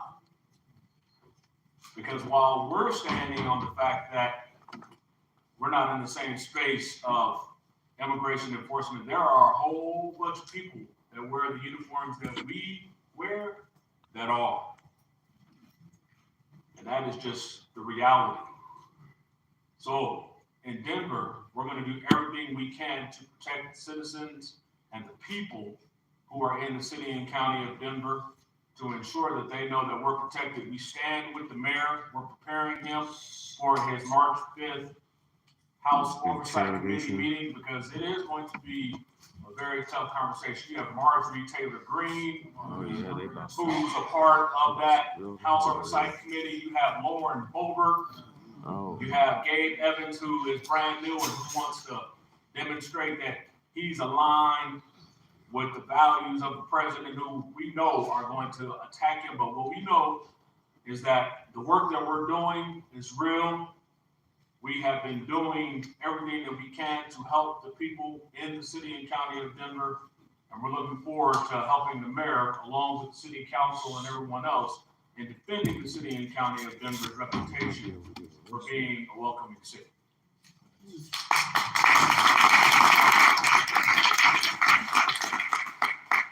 You know, there's a lot of,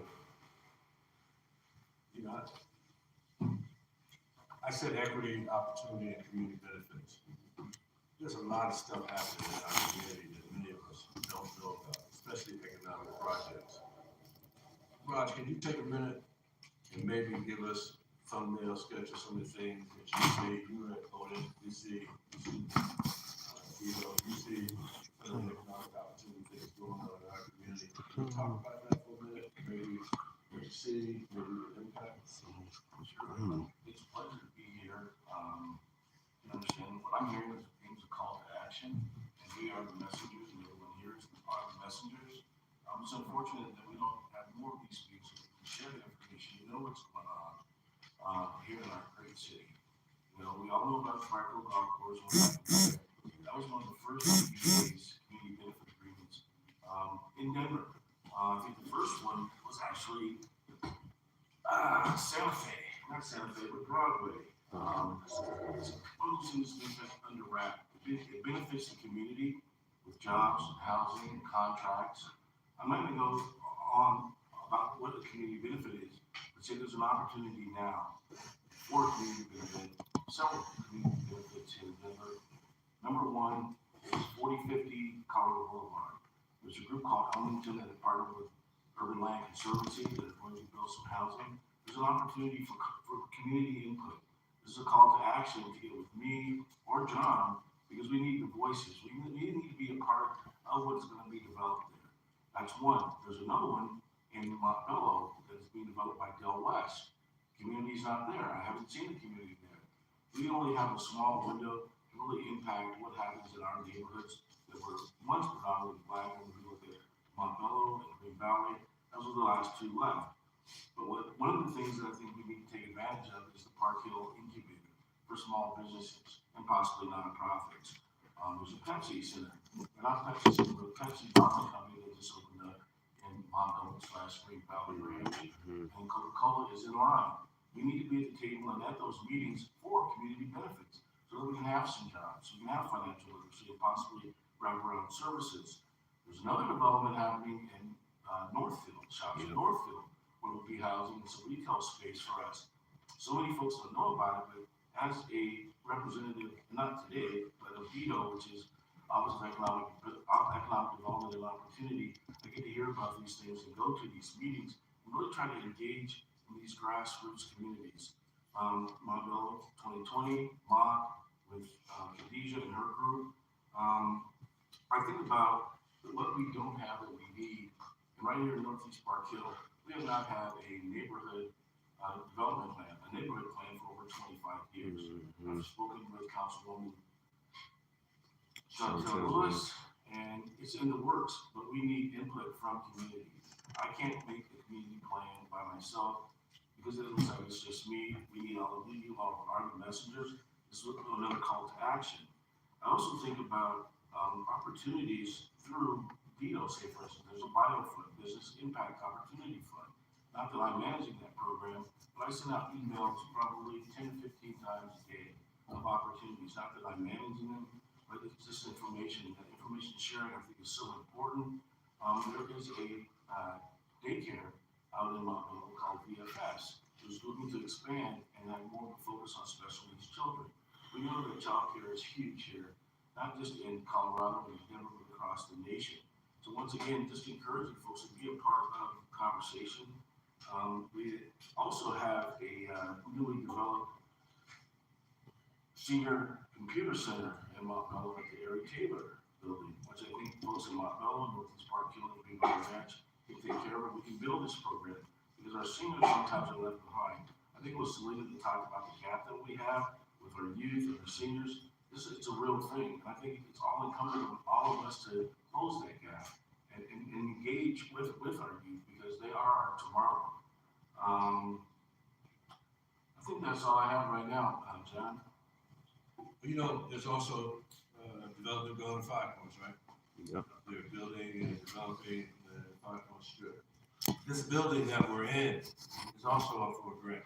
If you take a look at this is one of the best kept secrets in our community. This is an unbelievable facility, and it's tied into the seniors. But it's not only a senior, it's also a community resource center. So there are a number of opportunities going on that we do know about and we don't know about, but whichever it is, we should be knowing about it and supporting. James, you heard a lot of stuff here this morning. And we have folks who are informed and knowledgeable. Then we have folks who may not be as informed and as knowledgeable. What is your takeaway?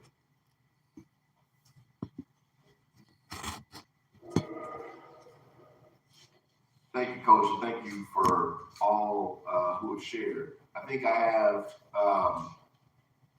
two big takeaways, and one that I've heard from this group collectively is that we have a lot of economic power. We have a lot of civic power. But what we have to do is figure out a way to bring that power together, identify our collective problems, our collective solutions, who the players are, and making sure that everyone is involved in addressing whatever issues and concerns that we have. And so to not be divided, but to come together. And then the second, which I think that we alluded to, but I want to be very specific in calling out. And I want to also acknowledge Dr. Ann Kiki for her work on the Aurora Public School Board and all those who've been involved in education. A lot of it starts off with us as kids. Yeah. And now those of us who are adults have an opportunity to be able to pay it forward. I see my brother Herman White just walked in wearing that Pirates jacket. And whether it's K-12 education, our programs in our community, whatever it might be, at one point, all of us in this room were kids. And we either had investment or we didn't. And based off of whatever we got or did not get, we are where we are today.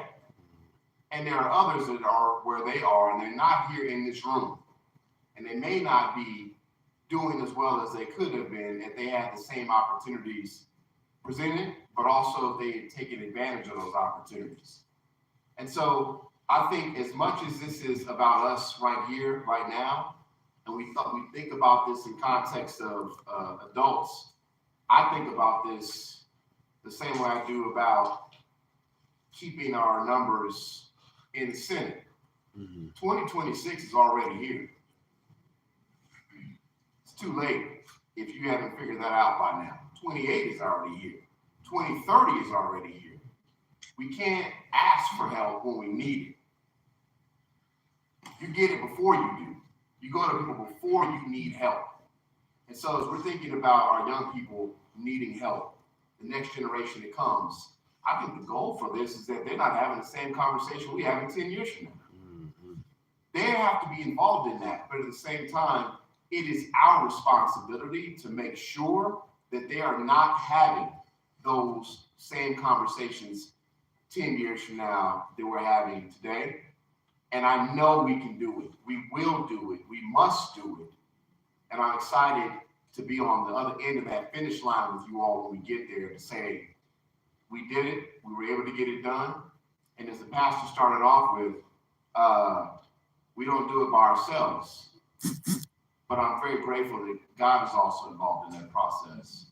Because when we can't do it, we can't get past a certain point. We've overcome more, y'all, than we're experiencing right now. It was always being tapped into our faith, whatever that is. But it's being tapped into that. So with God, all things are possible. Amen.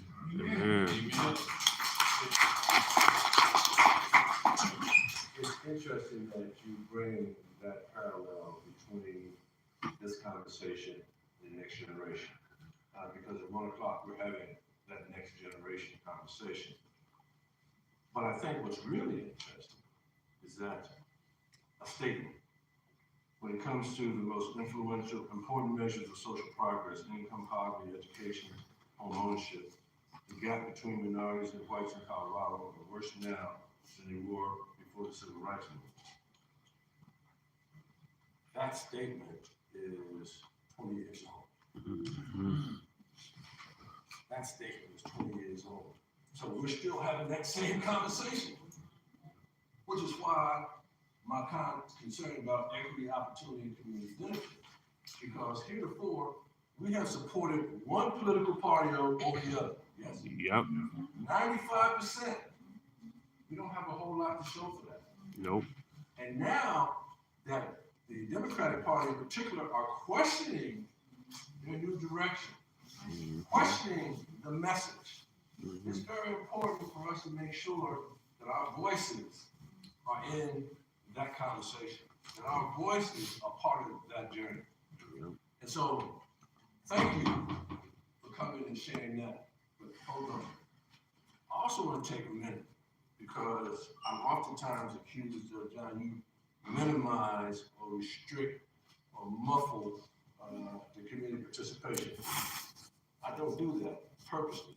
What I like to do is bring folks so that y'all can have up close and personal interaction with them, because sometimes being able to raise a question gets caught up in who's the brightest black person in the room, as opposed to something significant. And if you want to prove how bright you are, just go to that person and have an intimate conversation with them. But today, what I want to do is use that mic. And for those who have any comment relative to what's been said, have any thoughts relative to concerns or fears or anything that is bothering you, here's an opportunity. Take a minute, take 2 minutes. If you want to get to the mic over there, please do that. And I'm going to ask Roosevelt to start because you always got something to say. I was going to be quiet. I don't think so. Anybody else got something to say? Say that, please get up and do that. I see Jesse moving that way. Anybody else? I see, go ahead, sis. Go ahead over there. Go over there. Right there with the mic is. Who is that? That's all right. No, I'm not acting like a principal, but I am acting like someone who has to manage the time. Okay. I am acting like someone who knows that we don't have all day here. And I am acting like somebody who mama and them told me, people's all day. You're not appreciative. Really? Yes. Rose, you got something you want to say? Take a couple minutes and share your thoughts. I am not going to share my thoughts, but I am going to ask a great question. How about that? Okay. So, John just said that you read a statement, and you said that statement is 20 years old, and we're still having that conversation. And so, I love Denver. I was born and raised here. I love Denver. I have a special passion for Denver. And I started moving around the nation, but I'll always be here in Denver. And I love the Black leadership in Denver. So this is my question. This is my question. So given what John said, and I heard some sentiments, what can we do differently? What do we need to do differently now that we're still having the same conversations that John Bailey and Sister Bailey brought to us 20 years ago? What do we need to do differently? What do you see as leaders? What do we need to do differently?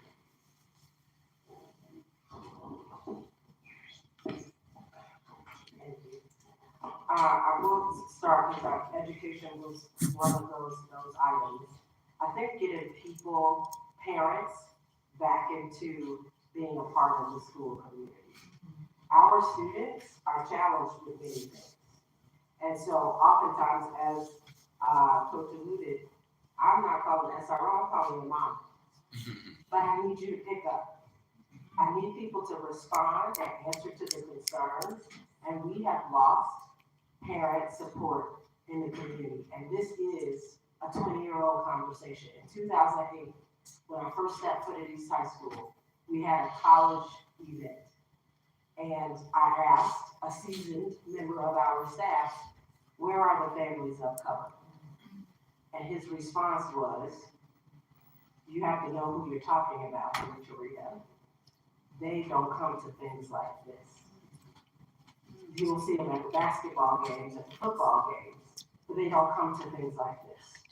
So the next initiative for Tarita was, okay, then we'll set up a table with college information at the basketball game and at the football game. So we could create the space and the opportunity, but we also need people to engage so that we can shut down and make that a false statement when somebody says they don't come to things like this.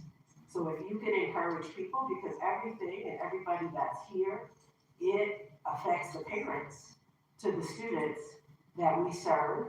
If we continue to encourage people to stay or become a part of the school community, I think we may see the shift, and we will see students who grow and learn and understand that their commitment to community is important as well. Anybody else? Yeah, John, I'd like to take a shot at that question. But first, I'd like to make a public statement that I've actually made privately to you, and that is that as a proud TJ Spartan, I can say this, that I can say this, and that is that if I had a school-age child today, I would want them to go to East High School so that they can be children's sponsors longer. In response to the question, I was one who did not misread what you wrote in terms of best Black into the community. And I think it's a shame that we have to keep saying that over and over. Because I don't think we do it. There's all kinds of events, there's all kinds of things where we are asking for investment in the community. How many in the room have heard of Make the Checks Move? Okay, so a well-known organization that I think provides life skills training for young folks. How many of you have heard of Ducks in a Row? A Black-owned business that supports other businesses that hire young Black folks outside of the summertime. It's always easy to get kids to work in the summertime, but not during the rest of the year. So these are organizations that are begging for funding. Funding obviously promotes capacity, and so I think there's a lot of people who are inclined to help and particularly help in our community, but they lack capacity, and that's because they lack funding. And so I think we really need to take heart in what you said, and that is invest Black in the community. You know, before you go, make a chess move. Smack it. Right? Phil has been in jail. Got out of jail. Came back and said, Coach, I did not make a good move. I said, well, what are you getting ready to do now? He said, I'm getting ready to create a program in the community that will allow boys and girls who are confronted with hard choices to be able to make the best choice. Because that's what chess is. If he moves there, king pawn and king pawn forward. He comes back, king pawn forward. But now we're confronted in the middle. And the object is to get control in the middle. You see somebody go rook pawn in the middle of an opening move, two things. This is a hell of a good opening that's coming. This person doesn't know what they're doing. We need to make sure our kids make it not only a chess move, but the best chess move out here in life. And we should also follow say. Anybody down with it? Yeah, and I'll be quick on this. I got to tell you, for the city and county of Denver, it can't be lip service. If we're going to have a discussion of the economic disparity and the same discussion 20 years later, we're still talking about it. Let me give you Exhibit A. How many folks have heard of the Downtown Denver Authority, the DDA? $550 million invested in the 16th Street Mall. I support that. I'm one of the folks that are helping with making sure that we sponsor and we have engagement. And that's $550 million going to the 16th Street Mall. How much is going to Five Points? And it's our allies, our friends that we are doing legislative action with that are making those decisions. And as a city council member and as leaders sitting in this room, we've got to insist, not only just for the $550 million that's going towards downtown, but the fact that the discussion on 5 Points in Welcome Street Corridor is the same discussion we had 60 years ago. If we can come up with $550 million in 18 months to go to 16th Street, which needs to be happening, we should be able to, in the next 18 months, come up with the same type of investment to make sure that not only Welcome Street Cafe, but the old Coffee at the Point has a business in there. And up and down that street, all the businesses that are boarded up, that we're investing dollars. If we want to have economic vitality in the only historic Black community, business community, I think in the Rocky Mountain West, we've got to find ways to make sure our city is investing the same as they invest in the 16th Street Mall. And I need y'all, and I need your help with making sure we're identifying funds within the $1.76 billion city and county budget to make sure we're not having the same discussion about 5 Points 60 years from now that we're having today. It's interesting that you raised the question about raising funds and raising funds on particular projects that impact the Black community. You know, since Justice for Black Colorado has come forward, I personally put $10,000 into this. They have raised almost $1 million. There's another $800,000 that still needs to be raised. Part of my dilemma is I'm trying to figure out why we're asking Black folks who have limited dollars to come up with $1.8 million to prove that We've been discriminated against, abused, dismissed, bamboozled, led astray all these years. But here, our legislators took the lead. Our legislators have helped raise the money. I want the District of Colorado. I want the philanthropic organizations in this city. I want businesses in this city. If you're gonna take advantage of Black labor, if you're gonna take advantage of Black education, people who come forward, if you're gonna take advantage of Black leadership in the Black community, then put something back. Right. And put something back may mean helping us raise the $1.8 million to make a case for institutions in Colorado to understand what they have done historically that have been abused. So we need to raise that money. I agree. But I want to see us raise some money, not only for businesses, but because we have to raise money to make this case, I want to make sure we do that as well. Anybody else who has a question point there, or we'll go to Jesse. Jesse? Yes, thank you, John. I'm actually one of those people that accuse him of not allowing him to come to speak. I wanted to correct you on something that you said. You said that this is a nation that was built by immigrants. This is not a nation that was built off of immigrants. This is a nation that was built by Africans that were brought here against their will and made to work and labor for 400 years to make this country great, and we have yet to be compensated for. I have yet to hear anything about reparations on this whole panel this morning, and I would really like to hear that be addressed, because that was a major issue during this last political campaign. The Democrats ignored it, and they paid the price for it. So if the Democrats are tired of losing these elections at the local, state, and federal level, especially the federal level, because you lost the presidency, you had the presidency for 4 years, you had the opportunity to push reparations, you didn't do it. You had the opportunity prior to that when Obama was in office to do it, you didn't do it then. So now here we are in 2025, and reparations are still on the table. And like you said, if we're not at the table, we're on the menu. We want our reparations. We're going to do what Martin Luther King said and come to Washington to get our check. So I would like Representative Coleman or anybody on this panel to explain to us what steps are being taken at the state and federal level to address the issue of reparations for foundational Black Americans, descendants of American child slavery freedmen, the people that built this country. Thank you.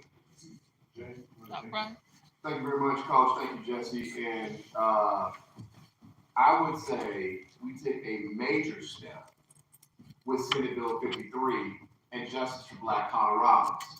And I would just say really quickly why that's important, because I think there's a difference between willingness and ability.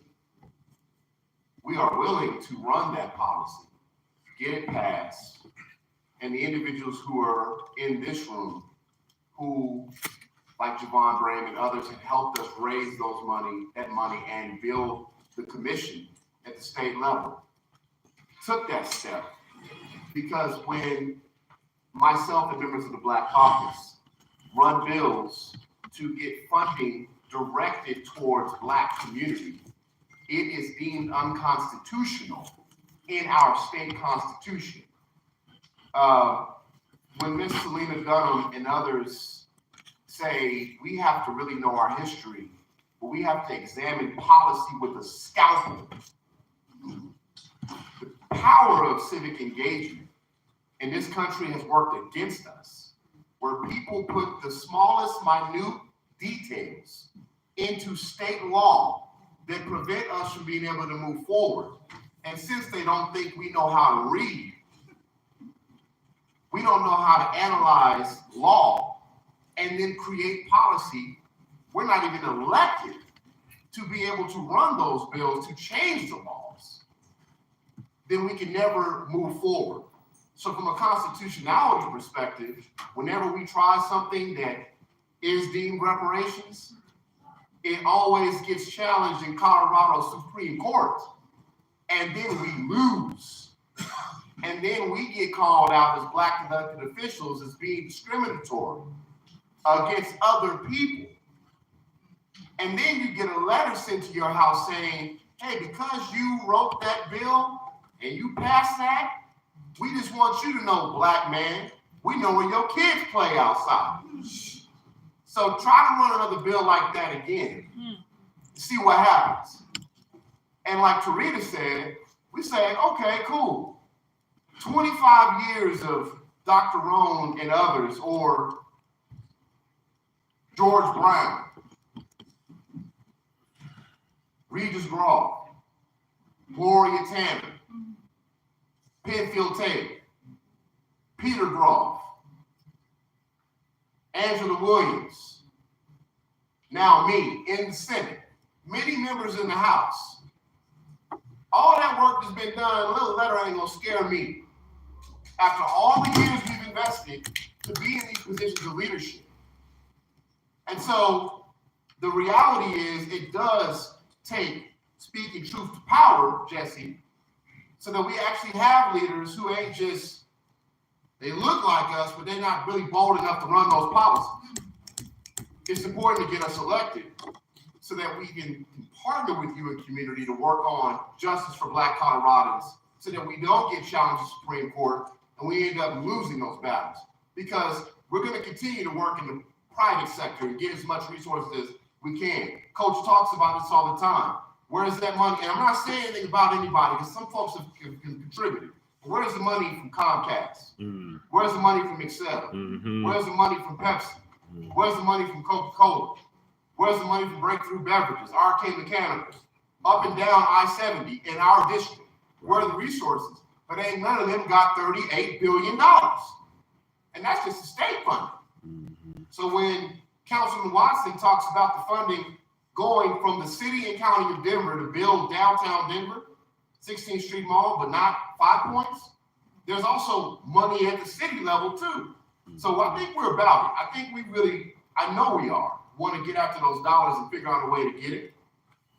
But I think that it has to be more structured, more organized, and Justice for Black Coloradans is one of the first times since I've been in office that folks have stood up and did that in partnership with elected officials. It won't be the last. It can't be the last. Now let's continue to build on it.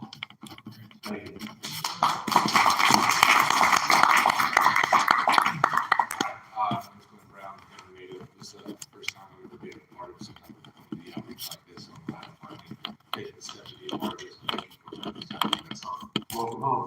Thank you. My question, might be more for Representative Coleman, but when I see elected officials like Cory Booker saying that we need to pick and choose our fights with, Trump and MAGA, and we should, how are we going to start categorizing what to fight for and what not to fight for? And you have people like, Jasmine Crockett who's saying we're party and the Democrats are starting to roll over a bit. We just kind of get steamrolled by all these executive orders, and I just don't know. It's where's our voice in that? And when are we going to stand up to that and have this party that we have supported so much for? It's going to be a cold day in hell before I go on the right side of MAGA, but that's just my kind of question. I just want to get your thoughts on that. Senator, before you go, I just want to be clear. This is Senate President Coleman. So I want to, when folks address our brother, he's not a representative. Okay. Senate President, and we want to make sure, because that battle was not easy for him to have that. And I think it's important when we address leaders in our community, we address them by the titles that we have fought for. No problem with you, brother, but I just want to make sure as we go along this meeting. Senate President. I apologize for that, Senate President. Thank you. It's all good. I appreciate you, Councilman. No, if you know this, say it with me. No permanent friends. Permanent no interests. Permanent enemies. Permanent interests. So let's be clear. I was born a Black man, Black boy, but a Black man. Before I ever affiliated blue, or if anybody in this room happens to affiliate red, you are Black. So we have to be bold enough to speak out against some of the policies in either party that have not been advantageous to us. Not worrying about political expediency. And when you get to my position and you're the chair of the organization, if you will, that raises the money to get Democrats elected, then you feel a little bit more boldly about running bills that sometimes buck your caucus.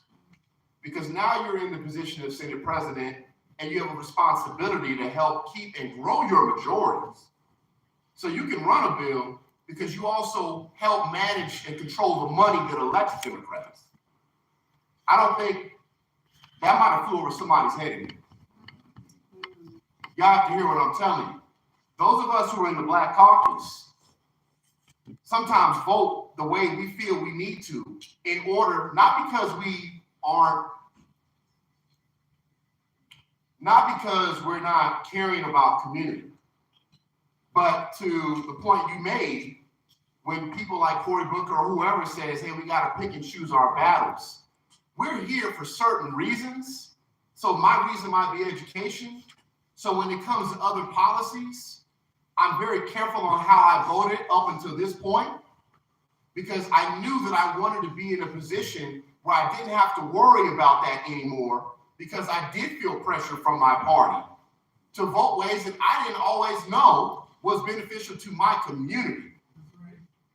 So because of that power structure, we do what we have to do sometimes, but we need to communicate with you all that that's the reality so that we don't have to do that anymore. Because you can show up with us and say, hey, I told this brother this is what we need to do. And you might not support him, but we do. Brother Jeff said something to me one time, it's my cousin. He said to me one time, we don't always understand the decisions you're making, but we know who you are. We know your heart, and he's never left me. But I got people in our party who are questioning why I'm running a bill this year on construction defects. Because I don't care about trial lawyers, and I don't care about developers. Right. I care about housing. That's right.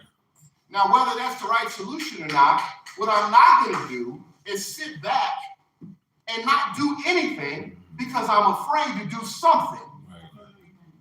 So it may not be the right solution, but somebody's going to give me a different alternative, because all I really care about is the outcome. So in closing, because I want to hear other questions, I affiliate as a Democrat because I believe in people's freedoms, having choices to choose who you love, what you should be able to do with your body, and where your child can go to school, which my party gets it twisted on.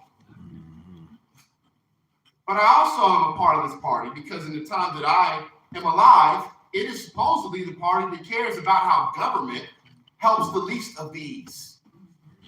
And so when I'm at the Capitol and I hear my Republican colleagues say we need to cut government, I'm like, well, the reason why I'm here is so that we can use some of that $38 billion to help the lower class, the middle class, the working class. So if you're trying to cut our ability to do that, I got a problem with you. That's why I affiliate Democrat. I don't affiliate Democrat just because that's what Colorado leans. And I think I can get elected easier that way. I affiliate for those reasons. But yes, my party does not always get it right. And at the end of the day, I'm Black, and I will push back even against my own party on things that do not help our community make progress.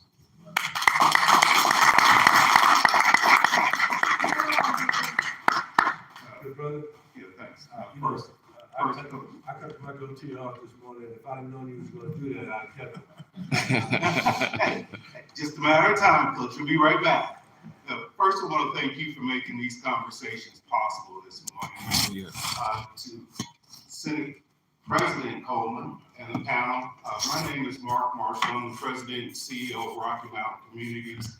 We are a statewide operating affordable housing owner, manager, developer, headquartered here in Denver. I'm also a proud parent of a freshman at East High and a junior at Manual, so we keep the fights down most of the time. Housing, education are the foundation of what makes our communities great. I'm not here to talk about either of those today. Prior to my life in affordable housing, I was an Air Force officer. And last night, after the news cycle, I watched the removal of 4-star General C.Q. Brown, Chairman of the Joint Chiefs of Staff, from his position. I look back on this history of, I'm proud of the history of Buffalo soldiers, Tuskegee Airmen, some who hail from here. This is a little bit beyond this purview of what we're talking about in the community, but national security is a big thing. DEI is looking to make a pretty much all white military. And I need your question because we got 2 more speakers. Okay. This is for both just your opinions and your thoughts and your insights on the Chief Thomas, Sheriff Diggins. If you've had any kind of conversations or heard anything, I'm concerned about national security now with what's happening with this current administration. And I don't know how close you are to those conversations, but would love to hear your insight. Thank you. Thank you for that question. And so, you know, the conversations that I have on the national level really are all around safety and what the federal safety partners that I have here in Denver and Colorado, they remain focused on their individual missions, whether it be drugs or violent crime or human trafficking. So while they may have the authority given to them just recently to engage in immigration enforcement, that is not their main focus. And they also understand that if they ever move that direction, that they're going to move alone and not with a different police department. So I want to make that clear. The other thing that I want to make clear as it relates to the DEI conversation, in my mind, DEI is not a policy, it's a value. And that's a value that I will continue to have. Yes, ma'am. The sister who accused me of being a principal. Excuse me, let me try this. The African queen over there. I'm talking to you, girl. Your question. My name is Massa Lee Jenkins Sellers, and I'm from Louisiana, and we all have nicknames. My nickname is Peaches. Peaches. We bought the land in 1968. We built our home and moved in August 19th, 1970. I was walking around the lake of Crown Hill Mortuary. No disrespect, Peaches. I got this makes sense. Yeah, I'm not going to do it all. Just if you don't talk to me and take my time, I'm going to be through. No, what I want to do is to see if we can move the questions a little faster. I promise. There's a rationale for this. I'm walking around Crown Hill Lake. 2 Black women come out there almost every day to fish. They finally got the nerve to ask me, baby, why are you walking around out here? And I said, I live out here. She said, where? Oh, I wasn't always treated fairly when we first moved in. But over time, there was nothing that they did or could do to us that would ever make us move or call the police. Because there was nothing that was done to us that had not already been done to me in my little town. When there was a sign that divided white and black town that said nigger town. My question is, if I'm going to boycott Target and Walmart and whatever other stores in my community, I already see a difference that I could make if you tell me why I'm doing that. Because I'm like one of only one that walks into those stores on many days. And I'm treated with a great deal of respect. So why should I boycott a store that's treating me with respect? What can I do to make a difference for my other brothers and sisters that are walking into those same stores that are not getting the respect that I get. What can I do? Why am I boycotting those stores? Anybody up here want to comment? I think one of the things that we as a collective group, we have to really start saying to ourselves that it's not about me individually. It's about a collective way that our people are being treated. And sometimes we can see where one or two people will get a preferential treatment or that they're not saying anything to. That does not have anything to do with the hundreds of thousands of people that are being mistreated, the hundreds of thousands of people that are not getting the fair shake that you're getting. What is it that's happening to my people when they walk in there? I need to know this. When I go to speak to them, I want to be able to have a topic that I can speak to. When my brother or sister walks into a different Walmart or Target or wherever, then I walk into and get respect. What is happening to them? I'm isolated in Golden.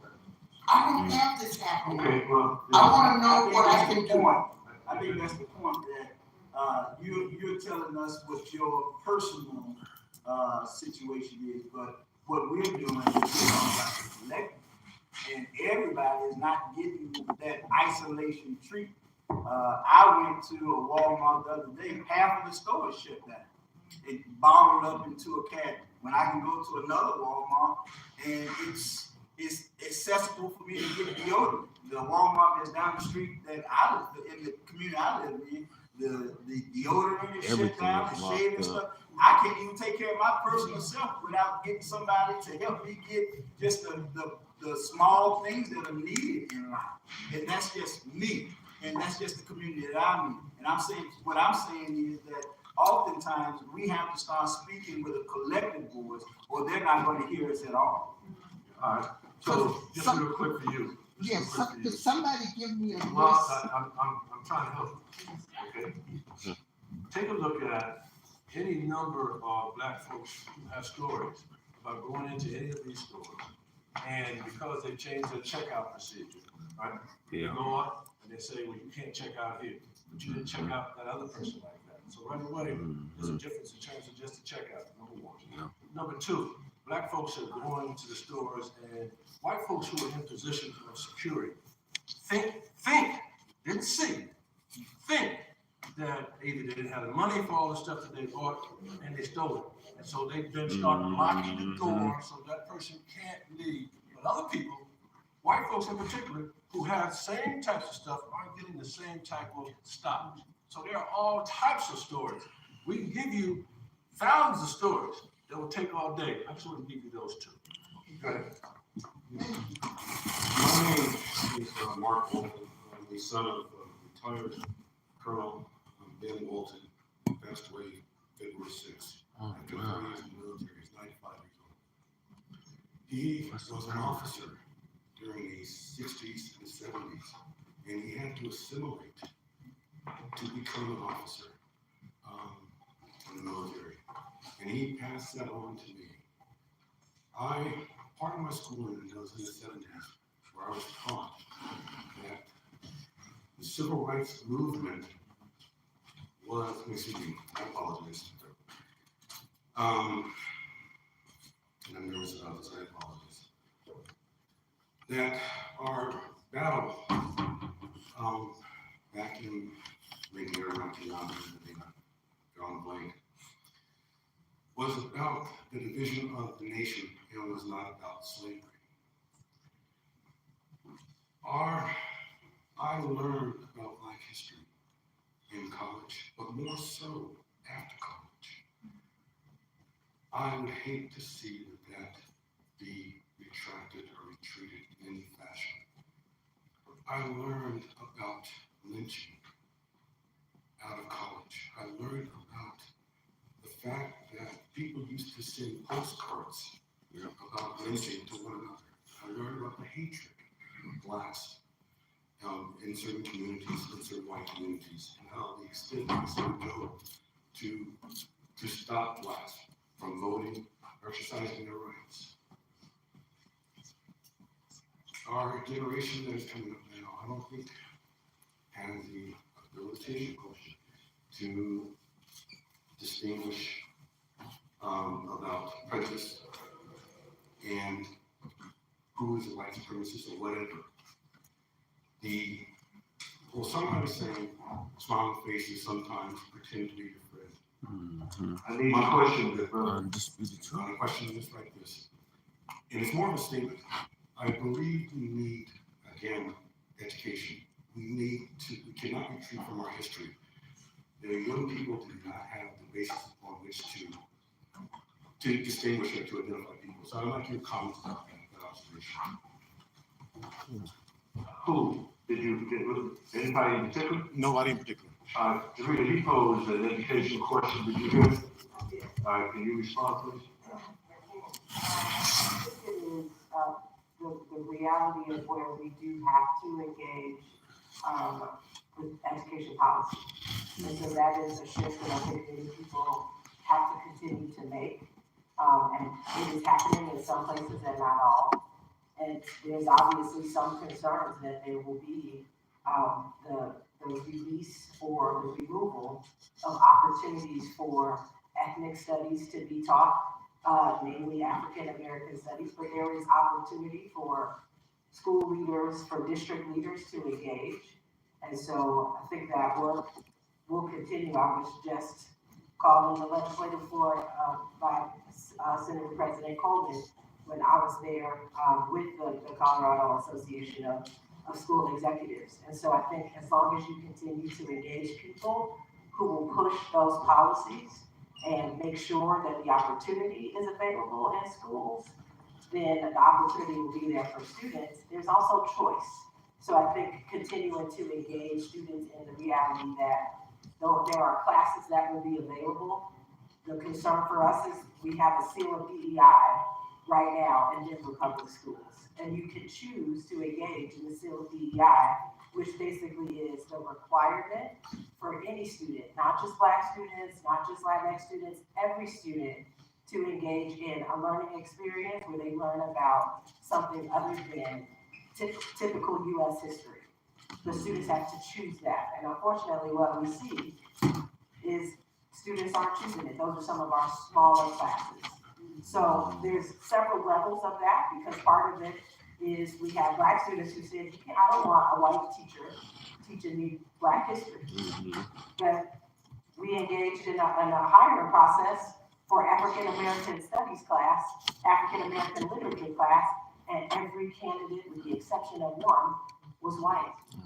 And so there's several layers of where it is that we can engage the interest, but a lot of it will start with policy, and there are some steps being taken to engage people who can push those policies. Right. Coach, let me just add on very briefly. It's so true. As a Black student at Montbello High School, being taught by Gloria Henry, I could not get out of her class if I did not recite the entire National Black Anthem in front of my entire class, word for word. So when you see the Black sheriff standing at Black events, and that's played, and you see me singing it, it's because I was taught that in a Denver public school. I know who I am today because I knew who I was before I even became a Denver sheriff, because of the Black community they wrapped their arms around.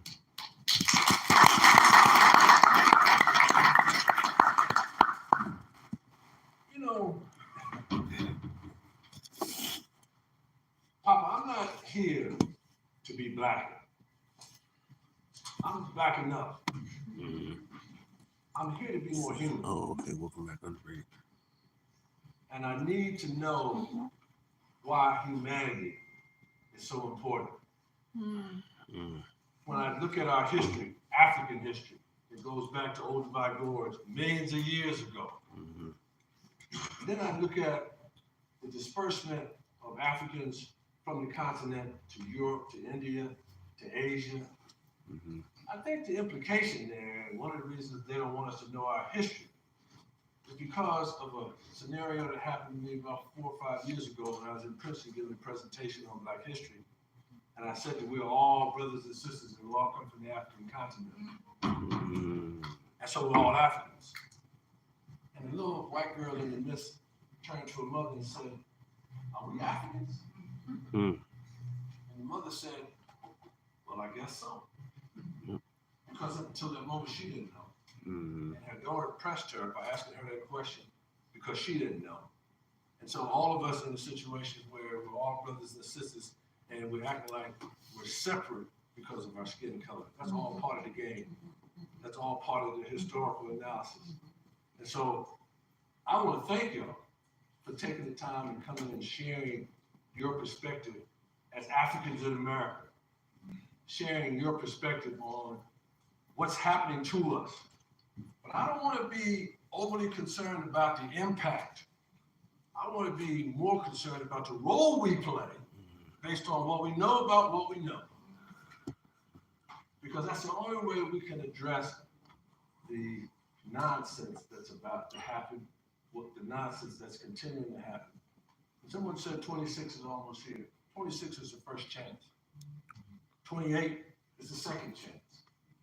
We're going to have gubernatorial elections. We're going to have state representative elections, senate elections, mayor elections all over the country. We'll have an opportunity, if we are serious about change, we'll have an opportunity to change the dynamics. But we can't be afraid, and we can't act like the sky is falling. We have to, as I said from Papa when I first started talking, we have to communicate. We have to communicate. And we can't get caught up in, if you notice today, other than James and maybe myself, I didn't put anybody's names, anybody's titles. I just wanted us to come here as Africans in America and allies to have a conversation about who we are, what we could be, and what we need to do moving forward. Lastly, we're about to have lunch, so please, Two Sisters has bought us a great meal.